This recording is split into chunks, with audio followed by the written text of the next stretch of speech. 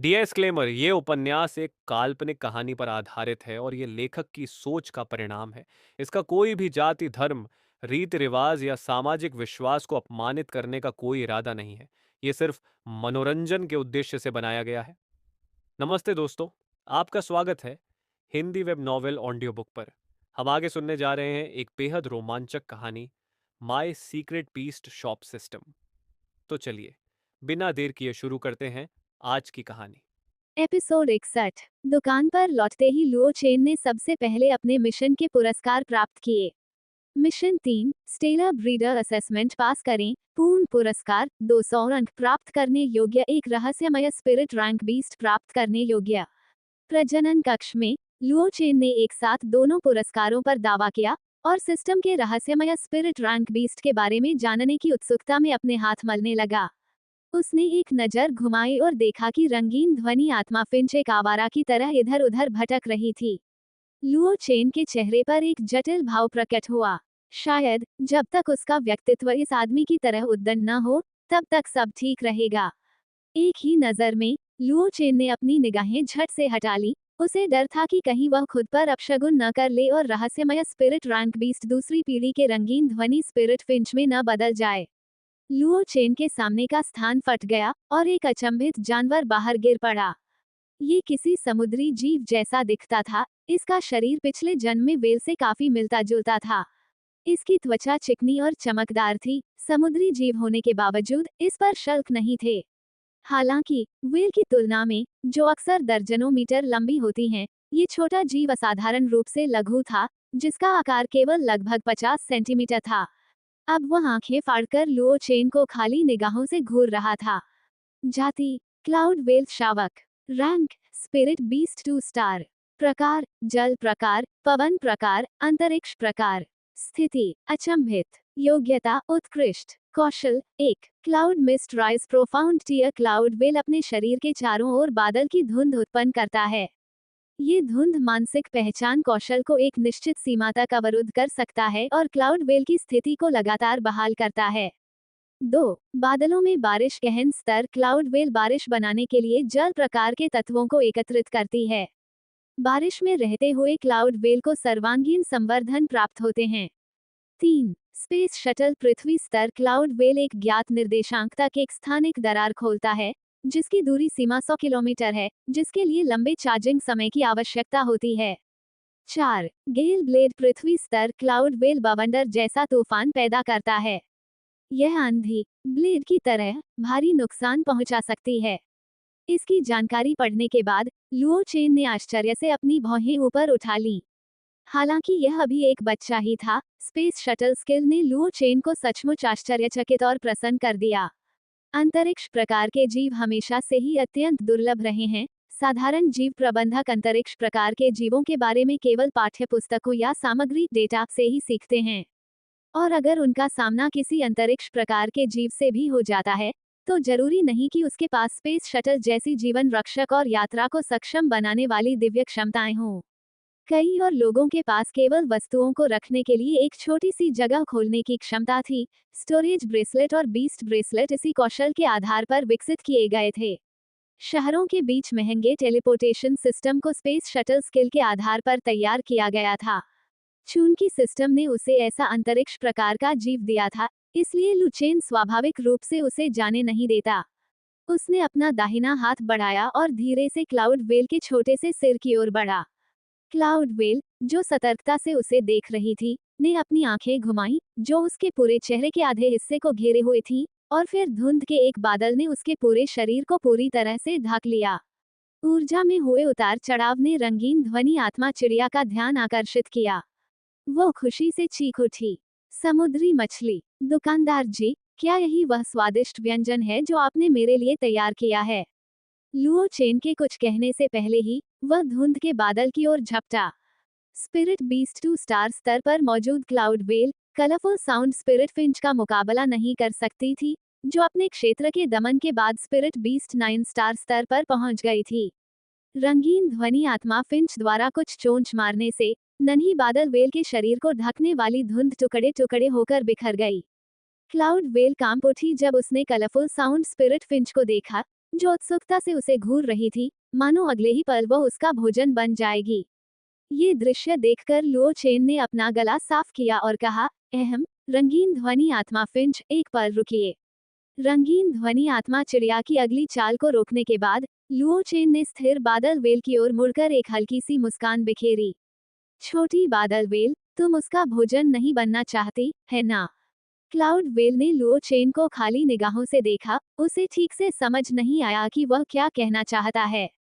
रंगीन ध्वनि आत्मा फिंच, इसका अनुवाद करें। रंगीन ध्वनि आत्मा फिंच ने बगल में देखा, जिससे स्पष्ट रूप से संकेत मिलता है कि उसे अनुवाद करने के लिए इनाम की आवश्यकता थी। 5 जिन पशु मांस। रंगीन ध्वनि आत्मा चिड़िया के स्वभाव की कुछ समझ रखने वाले लुओ चेन ने तुरंत अपना इनाम पेश किया। रंगीन ध्वनि आत्मा फिंच लालची नहीं थी और जानवरों के मांस के इन 5 जिन्नों द्वारा खरीद ली गई थी। उसने अपनी पतली चोंच खोली और एक मधुर, अलौकिक ध्वनि निकाली।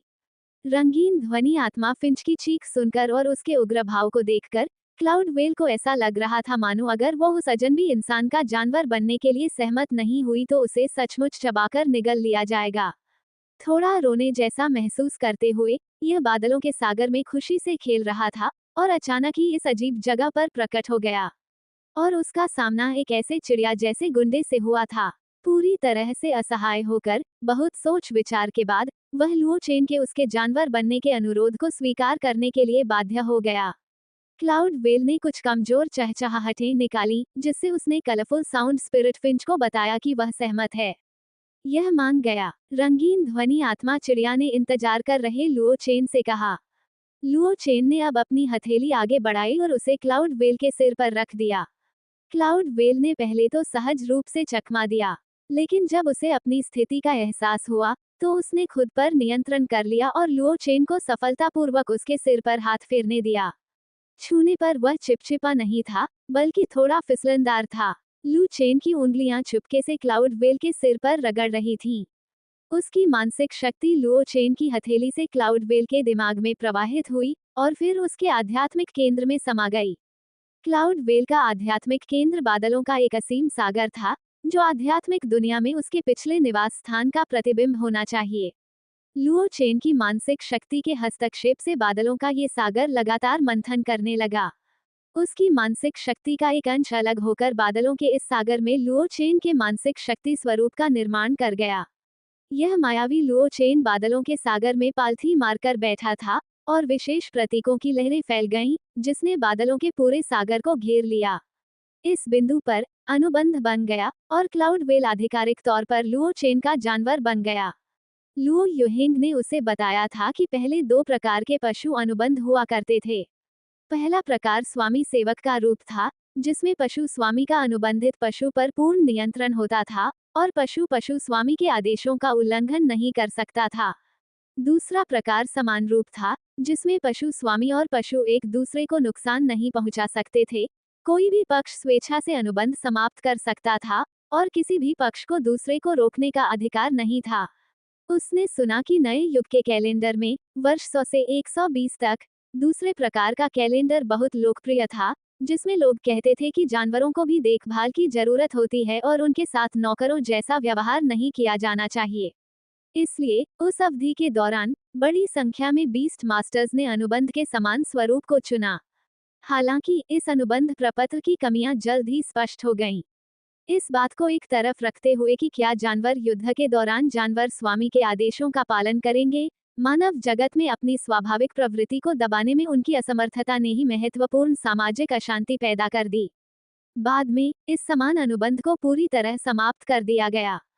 किसी भी बीस्ट मास्टर को अगर किसी बीस्ट के साथ समान अनुबंध पर हस्ताक्षर करते हुए पाया जाता, तो उसका बीस्ट मास्टर का दर्जा रद्द कर दिया जाता। बेशक अधिकांश पशु स्वामी अपने अनुबंधित पशुओं को वास्तव में सेवक के रूप में नहीं मानते, लेकिन हालांकि मैं अपने पशु के प्रति बहुत अच्छा व्यवहार कर सकता हूँ, मैं उन्हें पूरी तरह से असीमित स्वतंत्रता नहीं दे सकता। ये वह ज्ञान है जो सभी आधुनिक बीस्ट मास्टर पाठ्य पुस्तकों से सीखते हैं। लुओ चेन शायद ही कभी स्कूल गया हो, लुओ युहिंग ने उसे ये सब स्वयं सिखाया था।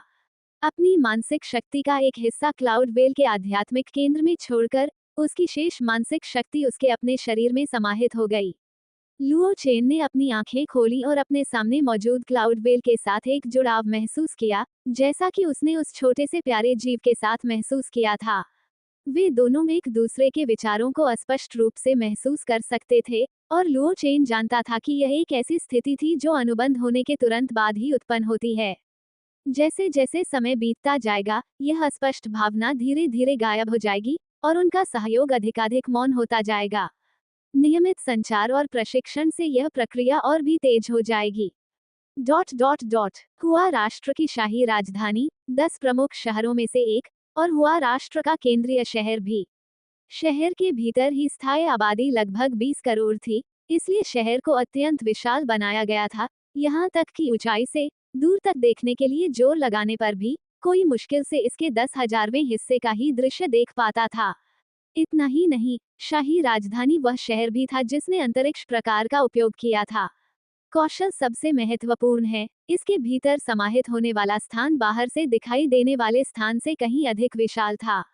शाही राजधानी के पूर्वी हिस्से में, शहर के बाहरी इलाके के करीब एक ऊंचे पहाड़ पर, 30 वर्ष की आयु का एक व्यक्ति, जिसके पीछे तारों की रोशनी घूम रही थी, हरे भरे पेड़ों के नीचे बैठा और उसने अपनी आंखें खोली।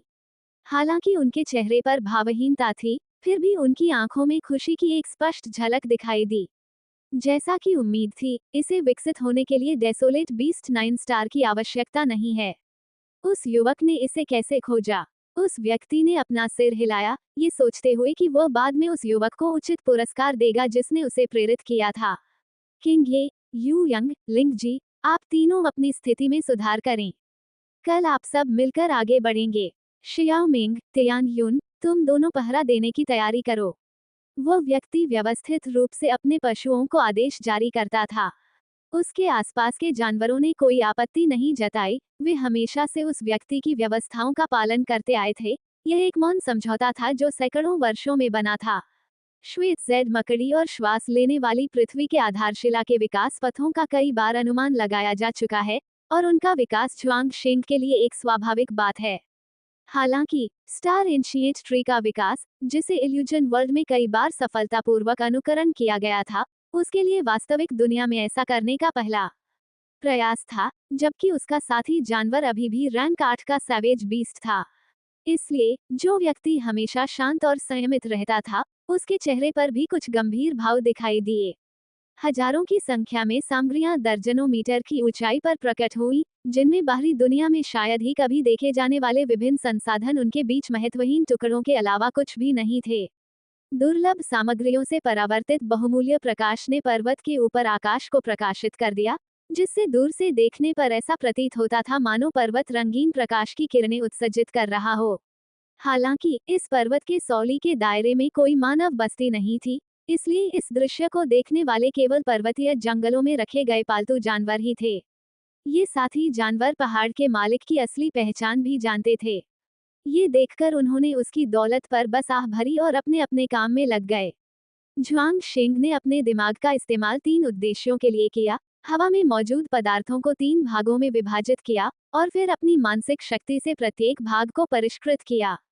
हालांकि उन सभी को एक साथ परिष्कृत करना वास्तव में जुआंग शेंग के उत्कृष्ट कौशल को प्रदर्शित कर सकता था, लेकिन किसी कारणवश जुआंग शेंग के कार्यों से हमेशा लोगों में एक तात्कालिकता का भाव पैदा होता था, मानो वह इन तीनों साथी जानवरों के विकास को जितनी जल्दी हो सके पूरा करना चाहता हो।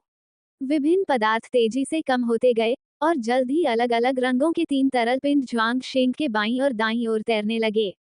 यह विश्वास करना कठिन था कि जिन पदार्थों ने अभी अभी पूरे आकाश को भर दिया था, उनमें अंततः केवल मुट्ठी के आकार के ये 3 तरल पिंड ही शेष रह गए थे। तरल पदार्थों के आकार लेने के बाद, एक पर्वत की चोटी पर स्थित एकमात्र प्राचीन वृक्ष की ओर उड़ गया, एक उसके कंधे पर बैठी मकड़ी की ओर उड़ गया, जो चीनी मिट्टी के जेड पत्थर जैसी दिखती थी, और अंतिम वाला जुआंग शेंग के नीचे स्थित चट्टान में गिर गया। जुआंग शेंग ने चट्टान को वहीं छोड़ दिया और एक तरफ खड़ा हो गया, चुपचाप तीनों साथी जानवरों के विकास की प्रतीक्षा करने लगा। पर्वतीय जंगल से एक हल्की हवा गुजरी। हवा की आवाज तेज नहीं थी, लेकिन इसने पूरे पहाड़ के पेड़ों की चोटियों को झंझना दिया। सरसराहट, सरसराहट, सरसराहट। एक निश्चित लय वाली ध्वनि उठने लगी। जुआंग शेंग ने थोड़ा भौहें चढ़ाते हुए कहा, जब तुम आ ही गए हो, तो ये चालबाजी बंद करो। आदरणीय झुआंगशिंग, काफी समय हो गया। हवा शांत हो गई और 100 मीटर दूर आकाश में 3 जोड़ी पंखों वाला एक हल्के हरे रंग का किंगफेंग पक्षी दिखाई दिया। उसे देखते हुए झुआंगशिंग एक पल के लिए रुका और फिर उसे एहसास हुआ, वही 8 पंखों वाला नीला पवन पक्षी जिसके पंख पिछली बार शियाओमिंग ने तोड़ दिए थे। उसने उसके पंखों पर एक नजर डाली और फिर गंभीरता से कहा, अब तो ये 6 पंखों वाला किंगफेंग पक्षी होना चाहिए। 8 पंखों वाले नीले पवन पक्षी के चेहरे पर एक मानवीय सा भाव प्रकट हुआ, मानो वह जुआंग शेंग के शब्दों से उत्तेजित हो गया हो। अचानक एक गहरी आवाज सुनाई दी, मूर्ख पक्षी, उससे बहस मत करो, वो समय बिताना चाहता है। अंतरिक्ष में एक दरार खुल गई जो पूरे पर्वत शिखर जितनी ऊंची थी, और फिर उसके भीतर से एक गोरिल्ला जैसे दिखने वाला साथी जानवर एक विशाल चट्टान को लेकर बाहर निकला। प्रकट होने के बाद उसने अपने हाथ में मौजूद पहाड़ जैसे छोटे पत्थर के खंभे को ऊंचा उठाया और पहाड़ की चोटी पर स्थित प्राचीन तारा वृक्ष की ओर जोर से पटक दिया। बहती हुई रंग बिरंगी मायावी तितली ने धीरे से अपने पंख फड़फड़ाए और पल भर में पूरे पहाड़ की चोटी पर मौजूद हर कोई और हर चीज पानी में प्रतिबिंबों में बदलती हुई प्रतीत हुई, जो कुछ हद तक मायावी और अवास्तविक लग रही थी। पहाड़ जैसी दिखने वाली छोटी पत्थर की मीनार बिना किसी नुकसान पहुंचाए प्राचीन तारा वृक्ष और पर्वत शिखर के प्रेत के बीच से गुजर गई। ये तितली सचमुच बहुत परेशान करती है। मैं कर दूंगा। गोरिल्ला के पीछे से एक धीमी रहस्यमय आवाज आई। अभी भी खुले हुए उस स्थानिक दरार से जेलीफिश जैसी दिखने वाली एक और साथी जीव निकली और हवा में तैरने लगी। इसका सिर एक चौड़ी छतरी जैसा था और फिर सैकड़ों मीटर लंबे तंतु स्वाभाविक रूप से नीचे लटक रहे थे, जिन पर कुछ छोटे महीन बाल उग रहे थे जो थोड़े पारदर्शी थे। जैसे ही यह जेलीफिश जैसा दिखने वाला साथी जीव प्रकट हुआ, इसने हमला कर दिया। वे तंतु, जो स्वाभाविक रूप से लटके हुए थे, अचानक उनमें से 2 को पर्वत शिखर की ओर बढ़ाया और जैसे जैसे वे पास आते गए, वे धीरे धीरे मायावी होते गए। वे बिल्कुल प्राचीन तारा वृक्ष और उन अन्य वृक्षों की तरह दिखते थे जो मायावी अवस्था में चले गए थे। मायावी तितली जानती थी कि जेलीफिश जैसे दिखने वाला ये साथी जीव भी एक शून्य अवस्था में प्रवेश कर चुका है, जो प्राचीन तारा वृक्ष और अन्य जीवों तक पहुंचने और उन्हें नुकसान पहुंचाने में सक्षम है। तो प्रकाश की एक चमक के साथ यह आगे बढ़ते हुए 2 तंतुओं के रास्ते में आ गया। इसके शरीर का प्रकाश रंगीन रिबन में बदल गया और इसने तंतुओं के साथ युद्ध में भाग लिया। जैसे जैसे जेलीफिश की और अधिक तंतु युद्ध में शामिल होती गईं, इल्यूजन बटरफ्लाई अपने पीछे स्थित पर्वत शिखर की शून्य अवस्था को अच्छी तरह से बनाए रखने में असमर्थ हो गई। इस अवसर का लाभ उठाते हुए गोरिल्ला और एक साथ प्रकट होने वाले पहले 8 पंखों वाले नीले पवन पक्षी ने 3 विकसित हो रहे साथी जानवरों पर हमला कर दिया। गोरिल्ला के पत्थर के खंभे सीधे आकाश में तैरने लगे और नीचे स्थित पर्वत शिखर से भी बड़े हो गए। फिर वे 10,000 टन के बल से नीचे उतरे।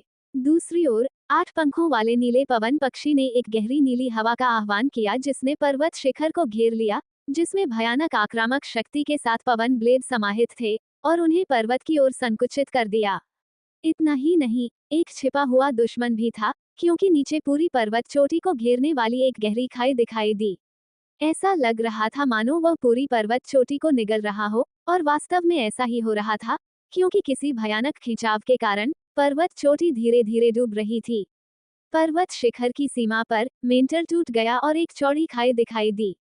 खाई में मौजूद दरारों से बाढ़ के अजगर से मिलता जुलता एक साथी जानवर धीरे धीरे तैरता हुआ धुंधला सा दिखाई दे रहा था।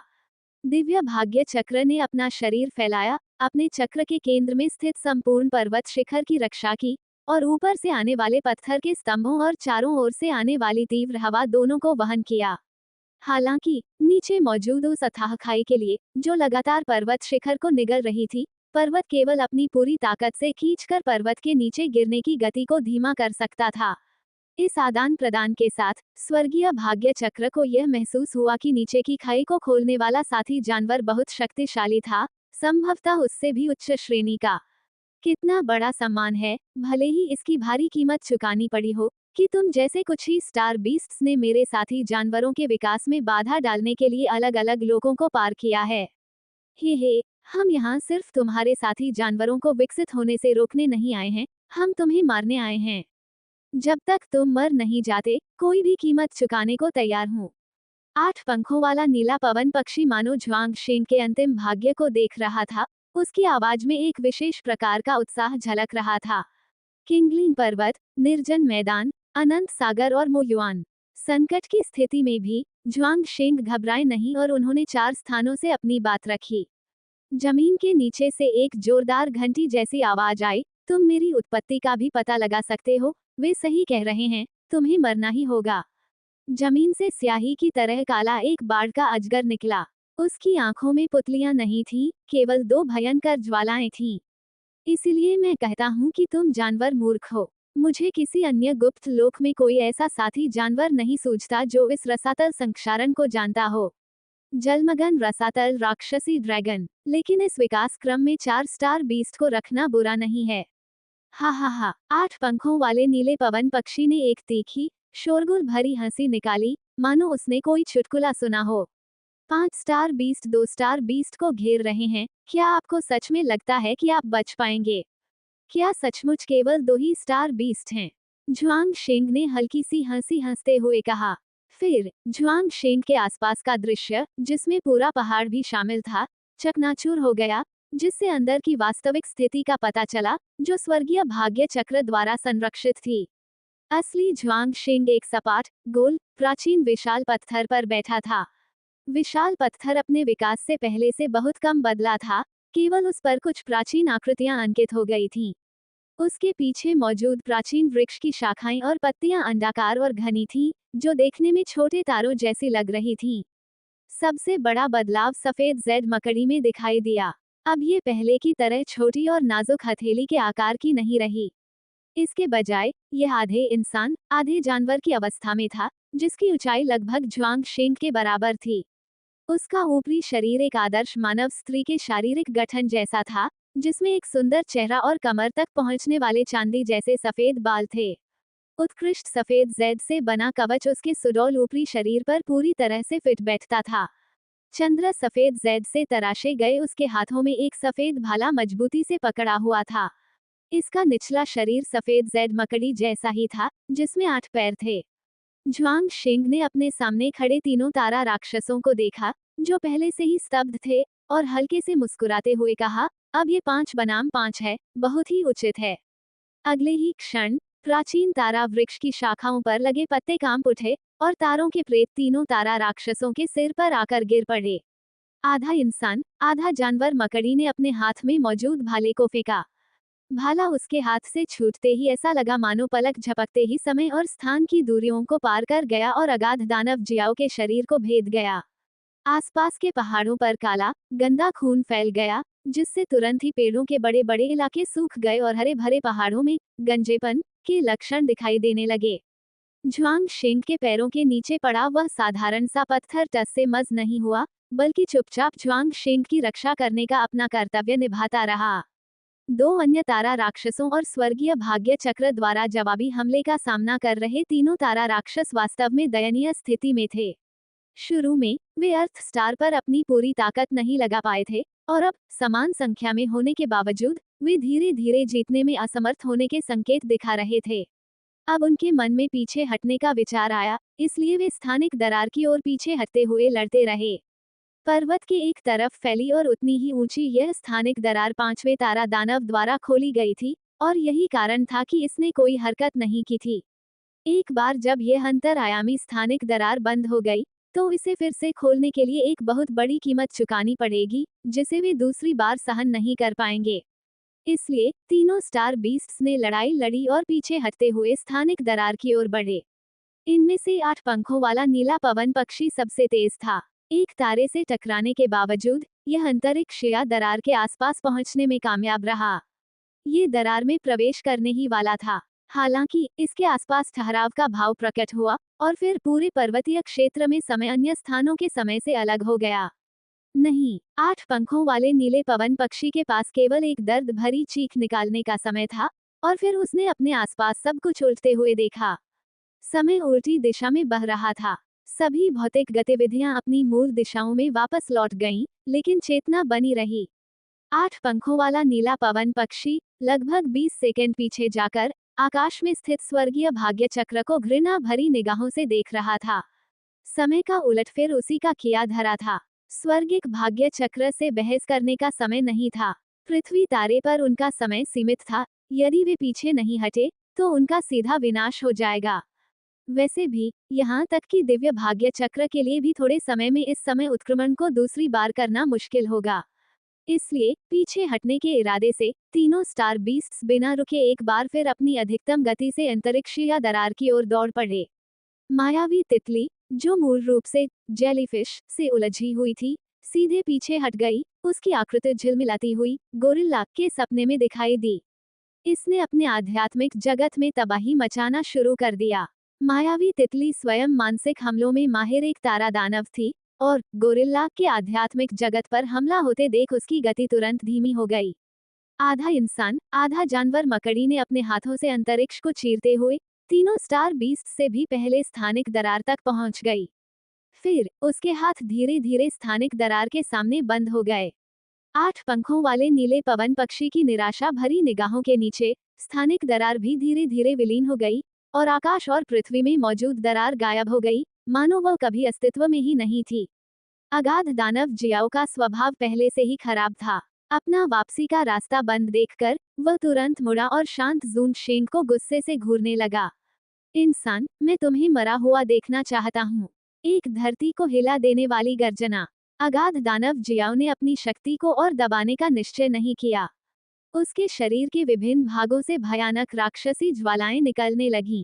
इसका शरीर लगातार लंबा होता गया और बढ़ता गया, यहाँ तक कि सबसे बड़े स्टार बीस्ट गोरिल्ला से भी बड़ा हो गया। एक सिर एक छोटे पहाड़ जैसा था और उसकी आंखों के सॉकेट में जलती हुई लपटें खतरनाक ढंग से झिलमिला रही थीं। हालांकि अगले ही पल उसके शरीर को अचानक कुछ अकथनीय क्षति पहुंची और उसके पूरे शरीर से खून बहने लगा, मानो वह बेकार हो। झुआंग शेंग के पैरों के नीचे स्थित पर्वत के अलावा आसपास के पर्वत भी इस रक्त से सने होने पर ऐसी राक्षसी ज्वालाओं से प्रज्वलित हो गए जो बुझने योग्य नहीं प्रतीत होती थीं। गर्जन। अगाध दानव जियाओ ने जबरदस्ती अपने ऊपर दुनिया के दबाव को दबा दिया और उसके मुंह से एक अत्यंत काली राक्षसी ज्वाला निकली जो सीधे झुआंग शेंग की ओर लक्षित थी। इस हमले के कारण हवा में ही विकृति आ गई। झुआंग शेंग के पीछे स्थित प्राचीन तारा वृक्ष की शाखाओं से 2 पत्ते टूटकर अलग हो गए और दर्जनों मीटर चौड़े छोटे तारों में बदल गए, जिन्होंने राक्षसी ज्वाला को बीच में ही रोक दिया। राक्षसी ज्वाला अपनी शक्ति कम किए बिना तारों के बीच से गुजरी और सीधे झुआंग शेंग की ओर बढ़ती रही। झुआंग शेंग के पैरों के नीचे पड़ा विशाल पत्थर आखिरकार हिल गया। झुआंग शेंग के सामने एक पीले रंग की पत्थर की शिला सीधी खड़ी हो गई, जिसने राक्षसी ज्वाला के भयानक हमले को मजबूती से रोक दिया। अगाध दानव जियाओ अनिच्छा से देखता रहा कि उसका हमला रोक दिया गया, लेकिन अब उसमें दूसरा हमला करने की ताकत नहीं बची थी। ये दुनिया के दबाव को सहन नहीं कर सका। इसका शरीर एक जोरदार धमाके के साथ चकनाचूर हो गया और सड़े हुए मांस के टुकड़ों में बदल गया जो पहाड़ों के बीच बिखर गए। यद्यपि उसके रक्त से भयानक ज्वालाएं उत्पन्न होती थीं, फिर भी उसके मांस का पहाड़ों पर कायाकल्प करने वाला प्रभाव प्रतीत होता था। भयानक ज्वालाएं बुझ गईं और पहाड़ों में जीवन शक्ति पुनः प्रकट हो उठी। 8 पंखों वाला नीला पवन पक्षी, गोरिल्ला और जेलीफिश रसातल दानव जियाओ का भाग्य देखकर भय से अवाक रह गए। स्टार बीस्ट बनने के लिए उन्हें साधना करने में कितना समय लगा? सबसे कम समय कुछ हजार साल था और सबसे ज्यादा समय लगभग 10,000 साल था, और उन्होंने कभी ऐसे अंत की उम्मीद नहीं की थी। वे उन स्टार बीस्ट्स की तरह नहीं थे जिन्होंने मनुष्यों के साथ अनुबंध किया था और जो कुछ ही 100 वर्षों में स्टार बीस्ट बन सकते थे। इसलिए उनकी प्रगति कठिन थी, लेकिन वे अपने जीवन को बहुत महत्व देते थे। 8 पंखों वाले नीले पवन पक्षी ने कांपती हुई आवाज में झुआंग शेंग से कहा, मैं आत्मसमर्पण करने को तैयार हूँ। झुआंग शेंग 8 पंखों वाले नीले पवन पक्षी को देखकर कुछ आश्चर्यचकित लग रहा था, जिसने पहले कठोर स्वर में बात की थी लेकिन साथ ही पहले अपनी गलती भी स्वीकार की थी।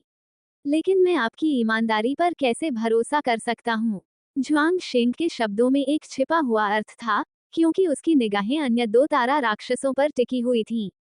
8 पंखों वाला नीला पवन पक्षी भी चतुर था और उसने झुआंग शेंग का अर्थ तुरंत समझ लिया, इसलिए वह गोरिल्ला और जेलीफिश की ओर मुड़ गया। पुराने दोस्तों, मुझे खेद है। उसके पीछे एक भयंकर नीली रहस्यमय हवा अचानक दोनों तारा राक्षसों की ओर बह गई। गोरिल्ला ने रहस्यमयी हवा को रोकने के लिए एक पत्थर का खंभा बुलाया, फिर उसे वर्तमान स्थिति की समझ भी आ गई। उनके लौटने का रास्ता पहले ही बंद हो चुका था। अब लड़ना मौत के बराबर था, और न लड़ने पर भी दुनिया के दमन के चलते उनका समय समाप्त हो जाएगा। आत्मसमर्पण करना और किसी इंसान से समझौता करना ही शायद उनके लिए एकमात्र रास्ता था। इसलिए इसने सीधे तौर पर चिल्लाकर कहा, मैं भी आत्मसमर्पण करता हूँ। 8 पंखों वाले नीले पवन पक्षी ने भी उसकी बात सुनकर राहत की सांस ली। साथ ही उसे अपने बगल में मौजूद 2 तारा राक्षसों के सामने बिल्कुल भी आत्मविश्वास नहीं था। गोरिल्ला को संभालना आसान था, अगर वह जीत नहीं पाता तो भाग सकता था। लेकिन जेलीफिश, जो ठोस और सूक्ष्म रूप में बदल सकती थी, उससे निपटना वाकई मुश्किल था। उसने जेलीफिश की ओर मुड़कर देखा और पूछा, दोस्त, तुम्हारा क्या हाल है? अंततः स्वाभाविक रूप से जेलीफिश भी अब मरना नहीं चाहती थी, इसलिए तीनों ने एक साथ आत्मसमर्पण कर दिया। इससे अगाध दानव जियाओ, जो टूटे हुए मांस में बदल गया था, एक जोकर जैसा प्रतीत होने लगा।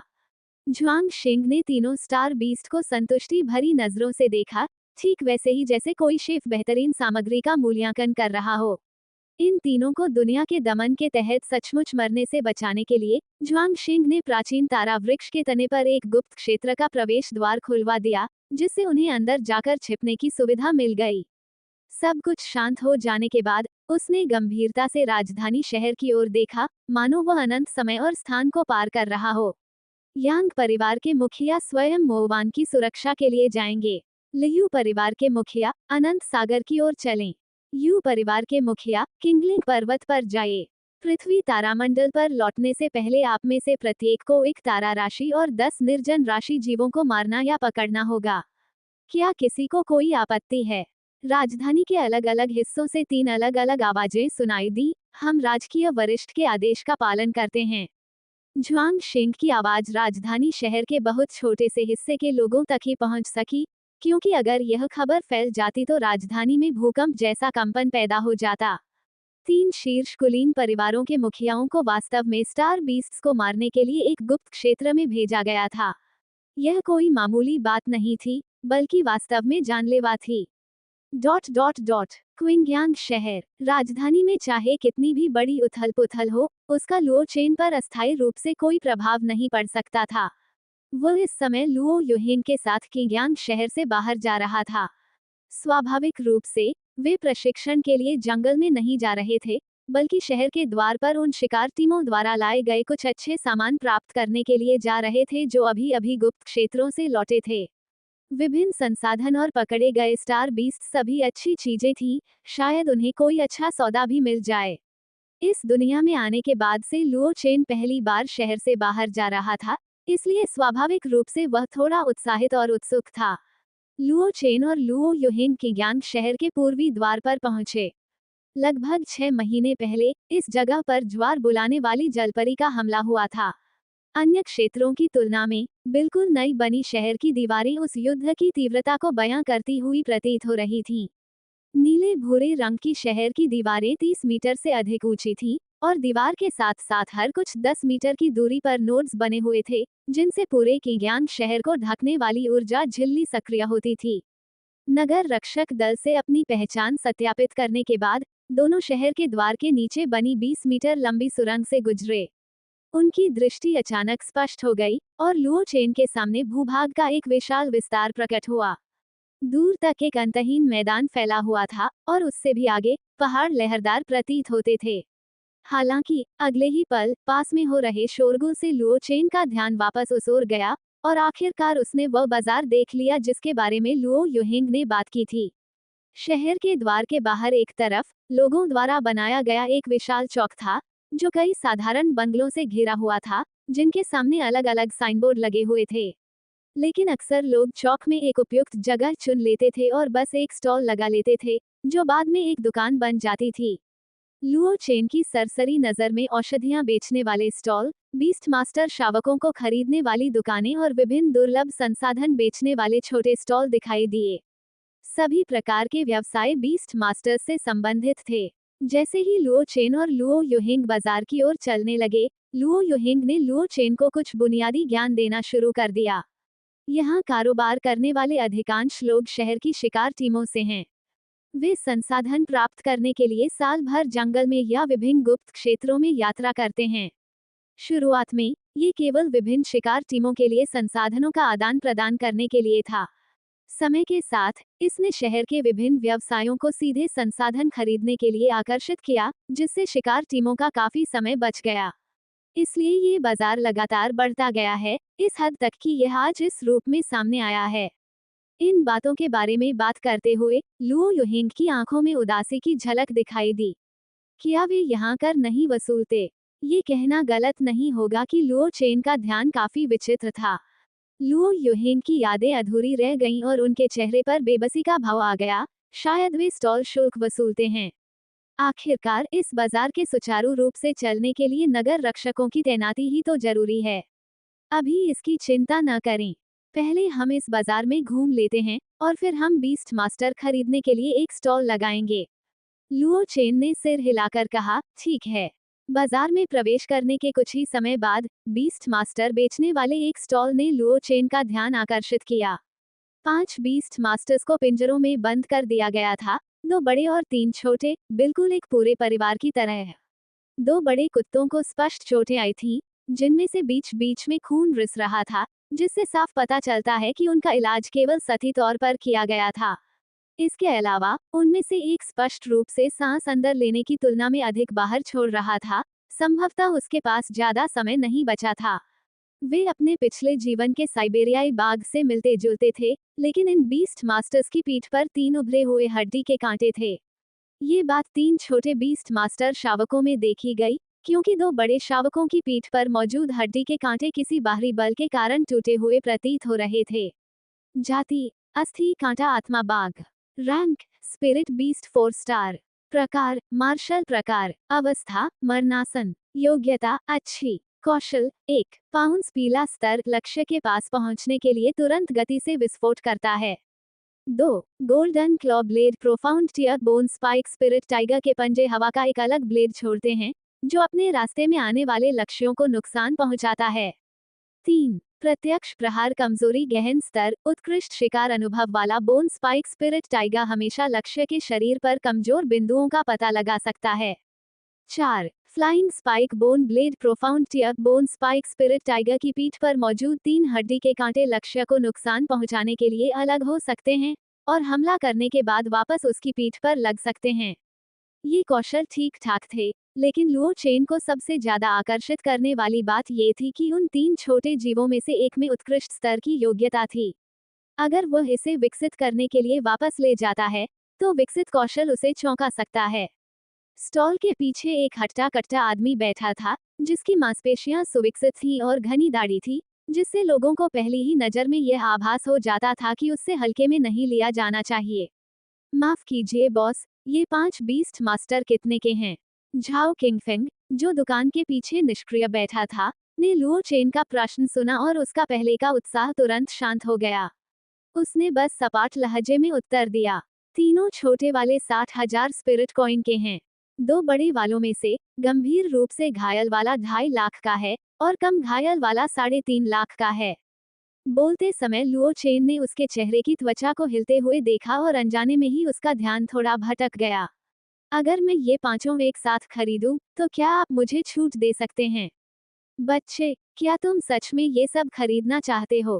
कहीं तुम मुझसे मजाक तो नहीं कर रहे हो? लुओ चेन ने बेबसी से मुस्कुराते हुए कहा, क्या मैं मजाक कर रहा हूँ? अगर कीमत सही हो तो मैं निश्चित रूप से ये सब खरीद लूंगा। झाओ किंगफेंग ने लुओ चेन के ठीक पीछे खड़ी लुओ युहिंग को देखा, समझ गया और हाथ हिलाया। अगर आप सचमुच इन्हें चाहते हैं, तो इस पूरे परिवार की कीमत 7 लाख स्पिरिट कॉइन होगी। लुओ चेन ने अपनी हथेलियों को रगड़ा, ये कीमत वाकई दुकान में बेचने की तुलना में बहुत सस्ती थी। ठीक है, सौदा तय रहा। उसने अपना टर्मिनल निकाला और पूरी रकम झाओ किंगफेंग को ट्रांसफर कर दी। लुओ चेन ने पिंजरे में बंद मरते हुए बोन स्पाइक स्पिरिट टाइगर की ओर इशारा करते हुए अपने पीछे खड़े लुओ युहिंग को पुकारा, पिताजी, इस बाघ को थोड़ी देर के लिए जीवित रखिए। ये सुनकर लुओ युहिंग की बांह पर एक बेल उगाई। वह स्वयं पिंजरे के पास पहुंचा और उसकी बांह पर लगी लता फैल गई, फिर उसके सिरे पर मौजूद पत्तियों से पन्ना हरे रंग का रस रिसने लगा, जो धीरे धीरे पिंजरे में सबसे गंभीर रूप से घायल बोन स्पाइक स्पिरिट टाइगर के माथे पर टपकने लगा। रस के अवशोषित होने के कुछ ही समय बाद बाघ की सांसें वास्तव में स्थिर हो गईं। तभी लुओ चेन ने अपनी कलाई पर बंधे कंगन का इस्तेमाल करके बाघ परिवार को स्कैन किया और उन सभी को वहां से हटा दिया। हालांकि वह ये नहीं जानता था कि लुओ युहिंग की कलाई पर बना बीस्ट मास्टर कौन सा था, लेकिन वह केवल उसकी आभा से ही बता सकता था कि यह एक उच्च स्तरीय स्पिरिट बीस्ट मास्टर था। इसलिए झाओ किंगफेंग के चेहरे पर संयम के कुछ और निशान दिखाई देने लगे। कई युद्ध प्रकार के बीस्ट मास्टर्स मौजूद थे, लेकिन हीलिंग स्किल वाले बीस्ट मास्टर्स अपेक्षाकृत दुर्लभ थे। किसी हीलिंग बीस्ट मास्टर को इस हद तक विकसित करने में सक्षम होने के लिए उसका मुख्य युद्ध बीस्ट मास्टर और भी अधिक शक्तिशाली होगा, संभवतः एक किंग रैंक बीस्ट मास्टर भी। झाओ किंगफेंग की सावधानी के बावजूद लुओ चेन द्वारा बोन स्पाइक स्पिरिट टाइगर परिवार को ले जाने के बाद वह चौक में बने रास्ते पर टहलना जारी रखा। यहाँ मिलने वाली अधिकतर वस्तुएं शहर की तुलना में काफी सस्ती थीं, लेकिन उनकी गुणवत्ता भी एक जैसी नहीं थी। यहाँ तक कि अगर कोई ठगा भी जाता तो दुकान से निकलने के बाद विक्रेता इस बात को स्वीकार नहीं करता। इसलिए वास्तव में अच्छी चीजें खरीदने के लिए किसी की पारखी नजर की कड़ी परीक्षा होती थी। लुओ युहिंग के साथ, जो एक अनुभवी व्यक्ति की तरह लग रहे थे, उन्होंने वास्तव में चेनयांग पेट स्टोर के लिए इन्वेंट्री के रूप में काम करने के लिए कई संसाधन खरीदे, क्योंकि भविष्य में उनकी आवश्यकता पड़ सकती है। इस दौरान उन्होंने काफी संख्या में बीस्ट मास्टर भी खरीदे, लेकिन यहाँ बीस्ट मास्टर के शावकों की संख्या कम थी, उनमें से अधिकांश घायल वयस्क बीस्ट मास्टर थे। आमतौर पर देखा जाए तो शावक बड़े परिवारों में अधिक लोकप्रिय होते थे, क्योंकि इससे उन्हें परिवार की युवा पीढ़ी के साथ स्नेह विकसित करने का अवसर मिलता था। जहां तक इन वयस्क बीस्ट मास्टर्स की बात है, उनके लिए अनुबंध करने के लिए नए स्लॉट तभी खुलेंगे जब बीस्ट मास्टर का अपना अनुबंधित बीस्ट मास्टर युद्ध में मर जाएगा। वयस्क बीस्ट मास्टर्स की तुलना में यदि जल्दी में न हो, तो अधिकांश लोग अभी भी उन्हें शावकों से पालना पसंद करते हैं, क्योंकि जंगली बीस्ट मास्टर्स की आदतों को थोड़े समय में सुधारना अभी भी बहुत मुश्किल है। इससे आपसी तालमेल और सहयोग विकसित करने में काफी परेशानी हो सकती है। जिन लोगों ने वयस्क बीस्ट मास्टर्स को किराए पर लिया, वे भी दुकानों से पालतू बीस्ट मास्टर्स खरीदना पसंद करते थे, जिससे यहाँ बीस्ट मास्टर्स की कम कीमतों में भी योगदान मिला। क्योंकि अगर वे उन्हें बेच नहीं पाते, तो उनके पास उन्हें पालने के लिए पर्याप्त संसाधन नहीं होते, और अंत में उन्हें केवल उपभोग के लिए मांस के रूप में बेचा जा सकता था। बेशक ये सब सामान्य बीस्ट मास्टर्स के बारे में था। यदि वे दुर्लभ और असामान्य बीस्ट मास्टर्स थे, तो भी उनकी बहुत मांग थी, चाहे वे वयस्क हों या नहीं। बाजार का लगभग पूरा दौरा करने के बाद लुओ युहिंग और लुओ चेन ने बाजार के प्रबंधन कार्यालय में 500 स्पिरिट कॉइन का भुगतान किया और बाजार के केंद्र के पास एक स्टॉल का उपयोग करने का अधिकार प्राप्त किया। लुओ युहिंग ने तो सीधे एक बड़ा लकड़ी का साइन बोर्ड भी खरीदा और खरीदे गए स्टॉल पर आ गया। उसने लकड़ी के बोर्ड पर विभिन्न प्रकार के बीस्ट मास्टर्स खरीद रहा हूँ लिखा और उसे स्टॉल के सामने रख दिया। उनका पहला कारोबार जल्दी ही शुरू हो गया। स्टॉल लगाने के कुछ ही समय बाद दृढ़ चेहरे वाली एक महिला स्टॉल पर आई। उसने पूछा, क्या आप समुद्री जीव खरीदते हैं? लुओ युहिंग और लुओ चेन ने एक दूसरे की ओर देखा, फिर लुओ चेन ने जवाब दिया, हाँ, हमें देखना होगा, लेकिन हमें ये देखना होगा कि वह किस प्रकार का पशु स्वामी है। महिला ने इधर उधर देखा, फिर अपने कंगन से पानी से भरा एक बर्तन निकाला। कुंड में हथेली के आकार की सुनहरी चमकती हुई काप मछली थी। सूरज की रोशनी में उसकी सुनहरी चमक ऐसी लग रही थी मानो लोगों की आंखें चौंधिया रही हो। अपनी ताकत और कौशल के बावजूद केवल अपनी दिखावट से ही यह मछली किसी को धनी होने का एहसास करा देती थी। आपको क्या लगता है इसकी कीमत कितनी होगी? प्रजाति गोल्डन रिच कोई किंग बीस्ट प्रजाति। रैंक भयंकर जानवर 7 सितारा। प्रकार स्वर्ण प्रकार जल प्रकार।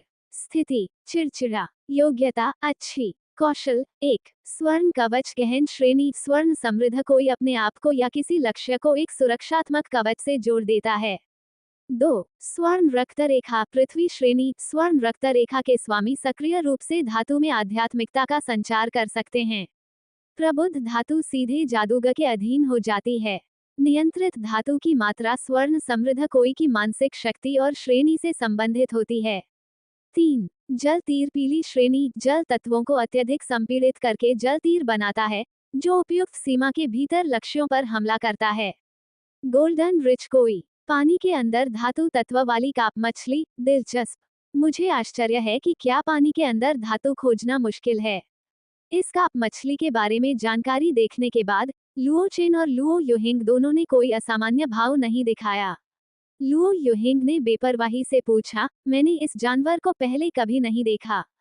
क्या आपने किसी पशुपालक से इसकी कीमत का आकलन करवाया है? दृढ़ चेहरे वाली महिला ने जवाब देने से पहले थोड़ा हिचकिचाते हुए कहा, अभी तक नहीं।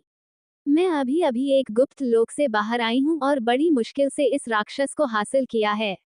आपका प्रस्ताव क्या है? अगर यह उचित लगा तो मैं किसी और से नहीं पूछूंगी। इसका मूल्यांकन नहीं हुआ था, इसलिए लुओ युहिंग को इसका मोटा मोटा अंदाजा था। इस दानव के भीतर ऊर्जा की तीव्रता लगभग 7 या 8 सितारा भयंकर दानव के बराबर है।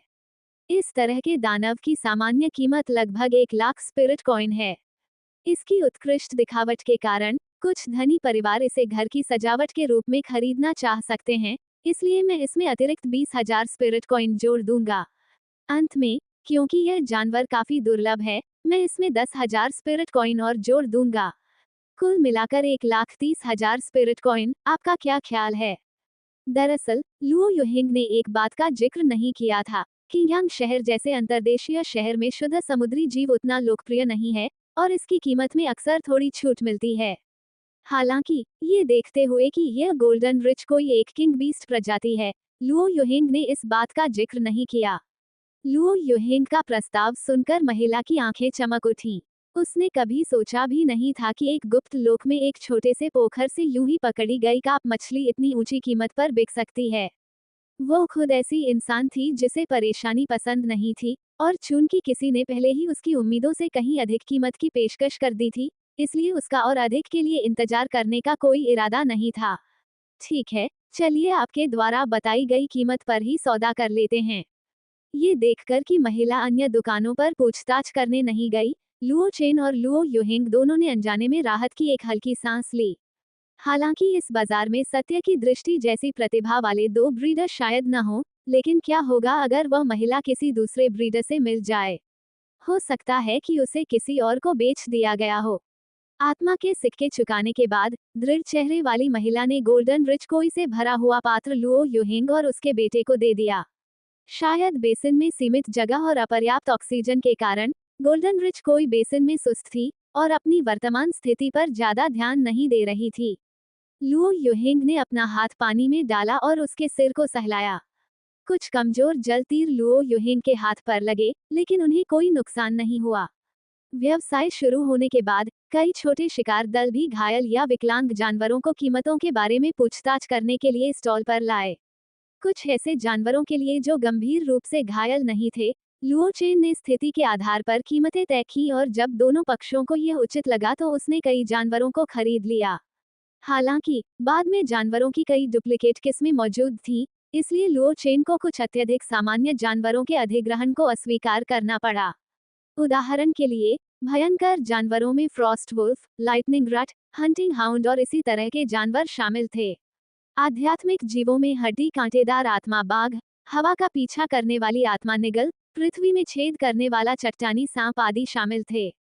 किंग बीस्ट, चाहे वह कितना भी घटिया क्यों ना हो, उसे इस तरह के सड़क किनारे के स्टॉल पर नहीं बेचा जाएगा।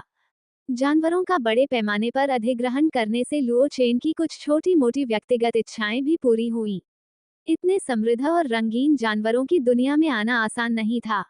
उसने अपने लिए एक छोटा सा लक्ष्य निर्धारित किया। उसने जितने भी प्रकार के जानवर देखे थे, उनमें से कम एक को पालने की कोशिश करना, ताकि वह एक संग्राहक के रूप में अपने शौक को पूरा कर सके। अपने गुप्त क्षेत्र में सामान्य और दुर्लभ सभी प्रकार के जीवों को देख पाने की कल्पना मात्र से ही वह प्रसन्न हो जाता था। शाम तक लुओ चेन और लुओ युहिंग के पशु धारण करने वाले कंगन लगभग भर चुके थे। उन्हें पता भी नहीं था कि वे लगभग 10 मिलियन स्पिरिट कॉइन खर्च करके 100 से अधिक पशु प्राप्त कर चुके थे। बाजार में लोग अपने स्टॉल समेटकर एक एक करके जाने लगे थे। लू युहिंग ने देखा कि काफी देर हो चुकी है, इसलिए उसने और लू चेन ने अपना बोर्ड समेटा और शहर लौटने की तैयारी करने लगे। तभी एक युवक ने उन्हें पुकारते हुए कहा, महोदय, कृपया एक क्षण रुकिए। मेरे पास एक बीस्ट का अंडा है।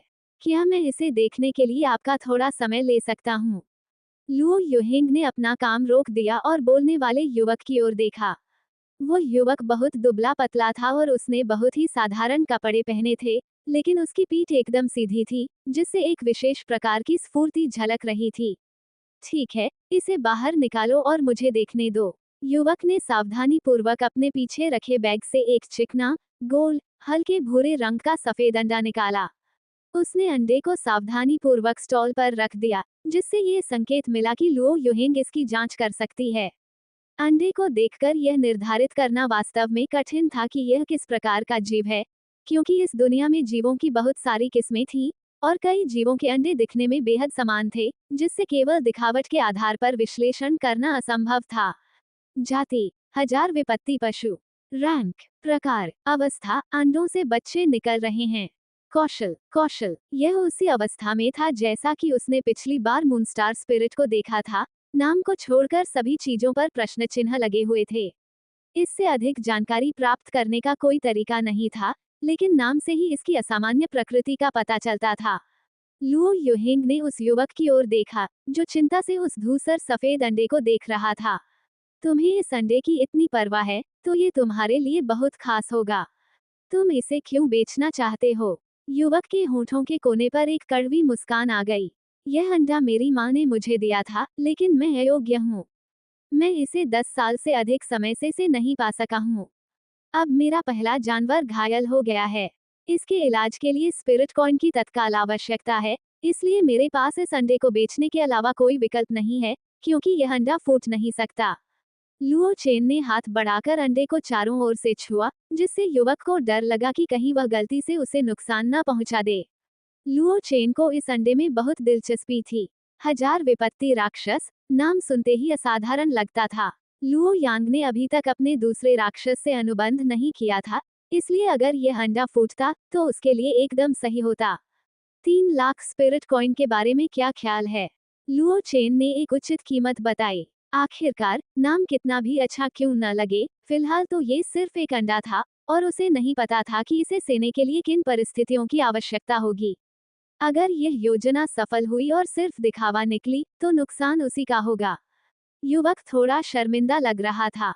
क्या आप थोड़ा और दे सकते हैं? मेरे पहले जानवर के इलाज के लिए 4 लाख स्पिरिट कॉइन की जरूरत है।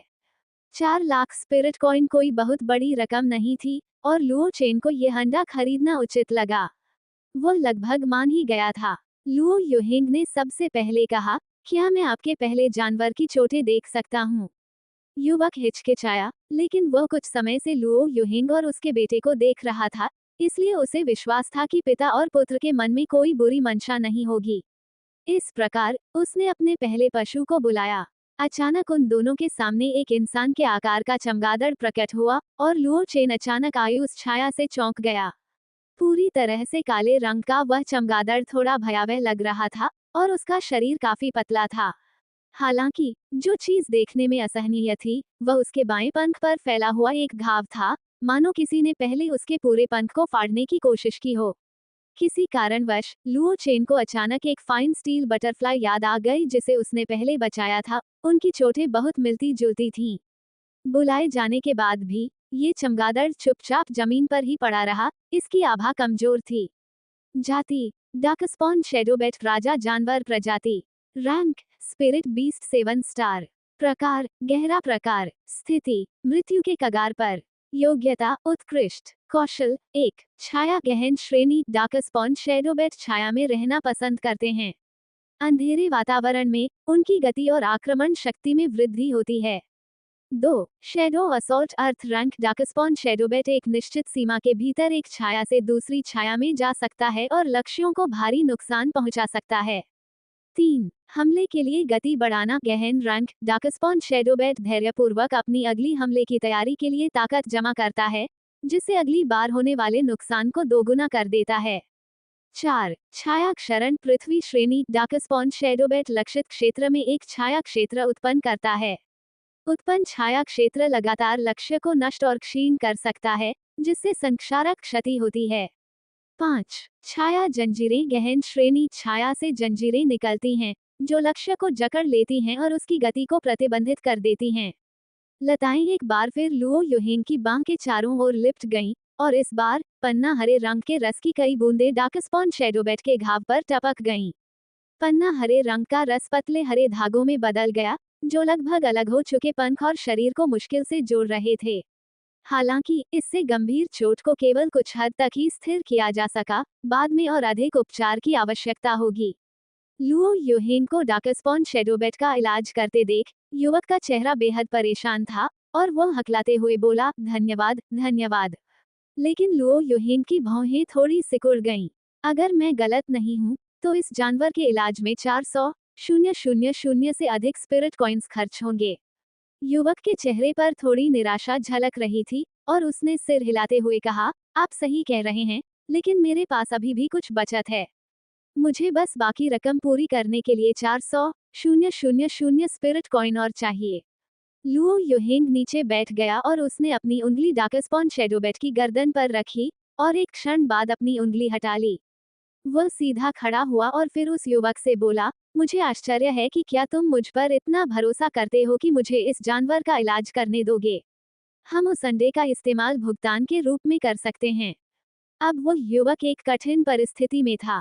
वह लुओ युहेंग को नहीं जानता था, इसलिए उस पर भरोसा करने का तो सवाल ही नहीं था, लेकिन कौशल के मामले में वह उस पर भरोसा कर सकता था। लुओ युहेंग ने अभी अभी यह प्रदर्शित किया था कि उसमें कुछ क्षमता है। हालांकि अपने इकलौते जानवर को सौंपना उनके लिए नामुमकिन था। उसकी घबराहट को भांपते हुए लुओ युहेंग ने आगे कहा, खैर, हम अपना सामान पैक करके शहर वापस जाने वाले हैं। आप हमारे साथ हमारी दुकान तक आ सकते हैं ताकि आप रास्ते से परिचित हो जाएं और यह भी सुनिश्चित हो जाए कि हम भाग न जाएं। युवक के चेहरे पर थोड़ी कड़वाहट झलक रही थी, लेकिन फिर भी उसने दृढ़ता से सिर हिलाया। उसके दिल में डार्कस्पॉन शैडोबैट से बढ़कर कुछ भी महत्वपूर्ण नहीं था। उसका कोई परिवार नहीं बचा था, अब यही उसका एकमात्र परिवार था। जब तक हालात बेहतर हो सकते थे, उसे कठिनाइयों को सहने या तिरस्कार झेलने से कोई आपत्ति नहीं थी। लुओ चेन ने भूरे सफेद रंग का अंडा वापस उस युवक के हाथ में रख दिया और उसे इसे संभाल कर रखने को कहा। डार्कस्पॉन और शैडोबैट के इलाज के बाद वह इसे उन्हें दे देगा। सड़क पर समय बचाने के लिए लुओ युहेंग ने अपने एकमात्र ऐसे जानवर को बुलाया जिसके पास ड्राइविंग लाइसेंस था, जिसका नाम था एजोर रॉक्सी क्रोकोडाइल। उन तीनों में से कोई भी मोटा या भारी नहीं था, और एजोर रॉक समुद्री मगरमच्छ का अपना आकार एक छोटी जीप से भी बड़ा था, जो 3 लोगों को ले जाने के लिए पर्याप्त से अधिक था। अपने भारी भरकम आकार और निचले चेसिस के बावजूद इसकी गति वास्तव में प्रभावशाली थी। उसके चारों पैर कीचड़ में धंस गए, और जैसे जैसे वह आगे बढ़ा, ऐसा लगा मानो वह पानी में अविश्वसनीय रूप से सहजता से फिसल रहा हो। इसी दौरान लुओ चेन को उस युवक का नाम भी पता चला, बानमो। बान एक बहुत ही दुर्लभ उपनाम था, कम से कम लुओ चेन ने इसे पहले कभी नहीं देखा था। उसका नाम सुनकर लुओ युहेंग ने किसी अज्ञात कारण से पूछा, क्या आप बान झाई को जानते हैं? बानमो का शरीर स्पष्ट रूप से अकड़ गया और उसकी आवाज धीमी हो गई, वह मेरे पिता हैं। इस जानकारी की पुष्टि करने के बाद लुओ युहेंग ने आगे कुछ नहीं पूछा, जिससे लुओ चेन अपने कान और गाल खुजलाने लगा, मानो कोई गिलहरी गपशप का एक टुकड़ा पाने में असमर्थ हो। लेकिन बानमो की उदासी देखकर उसने और कुछ पूछने की हिम्मत नहीं की, और इसलिए एक अजीब सी खामोशी में वे चेन्यांग पेटस्टो पर पहुंच गए। बानमो ने चेन्यांग पेटस्टो के साइनबोर्ड को देखा, उसके चेहरे पर हैरानी के भाव साफ झलक रहे थे। क्या आप दोनों वास्तव में चेन्यांग पेटस्टो के मालिक हैं? लुओ चेन ने कुशलतापूर्वक दुकान का दरवाजा खोला और बानमो को अंदर ले गई। क्या आप हमारी दुकान के बारे में जानते हैं? बानमो ने आंतरिक सजावट का ध्यानपूर्वक अवलोकन किया और सटीक शब्दों में कहा, मैंने इसके बारे में सुना है। मैंने सुना है कि दुकान में बिक्री का तरीका बहुत ही अनूठा है। लुओ चेन को हमेशा लगता था कि उनके रुकने का मतलब सनकी शब्द को इंगित करना था। हाँ, थोड़ी दिक्कत तो है, लेकिन हमारा स्टोर केवल उच्च गुणवत्ता वाले जानवरों को पालने के सिद्धांत का पालन करता है, इसलिए ये स्वाभाविक है कि आपूर्ति मांग को पूरा नहीं कर सकती। फिलहाल हम इसी तरह काम कर सकते हैं। अब लुओ चेन बिना किसी झिझक के अपनी दुकान की तारीफ करता था। जब कोई बात कई बार दोहराई जाती है, तो उसे कहना स्वाभाविक हो जाता है। बानमो मुस्कुराया और सिर हिलाया। उसने ऑनलाइन जो जानकारी देखी थी, उससे वाकई पता चलता था कि इस स्टोर में बीस्ट की बिक्री काफी अच्छी थी और बीस्ट खरीदने वाले अधिकांश ग्राहकों ने बहुत अच्छी रेटिंग दी थी। इसके अलावा दुकान में कई बार बहुत ही दुर्लभ जीव दिखाई दिए थे। यही कारण था कि दुकान इतनी लोकप्रिय थी। मुझे शैडो बेड दे दो, मैं इसे इलाज के लिए ऊपर ले जाऊंगा। लुओ युहेंग की बातें सुनकर बान मो ने अपने कंगन से डार्कस्पॉन शैडो बेड को मुक्त कर दिया। लुओ युहेंग की ठोस मानसिक शक्ति ने अदृश्य विशाल हाथों की एक जोड़ी का निर्माण किया और उसे ऊपर उठा लिया। फिर वो आदमी और उठाया हुआ जानवर दूसरी मंजिल की ओर चल पड़े। सौभाग्य से सीढ़ियां इतनी चौड़ी थीं कि डार्कस्पॉन शैडोबैट अपने चौड़े पंखों के बावजूद आराम से गुजर सका।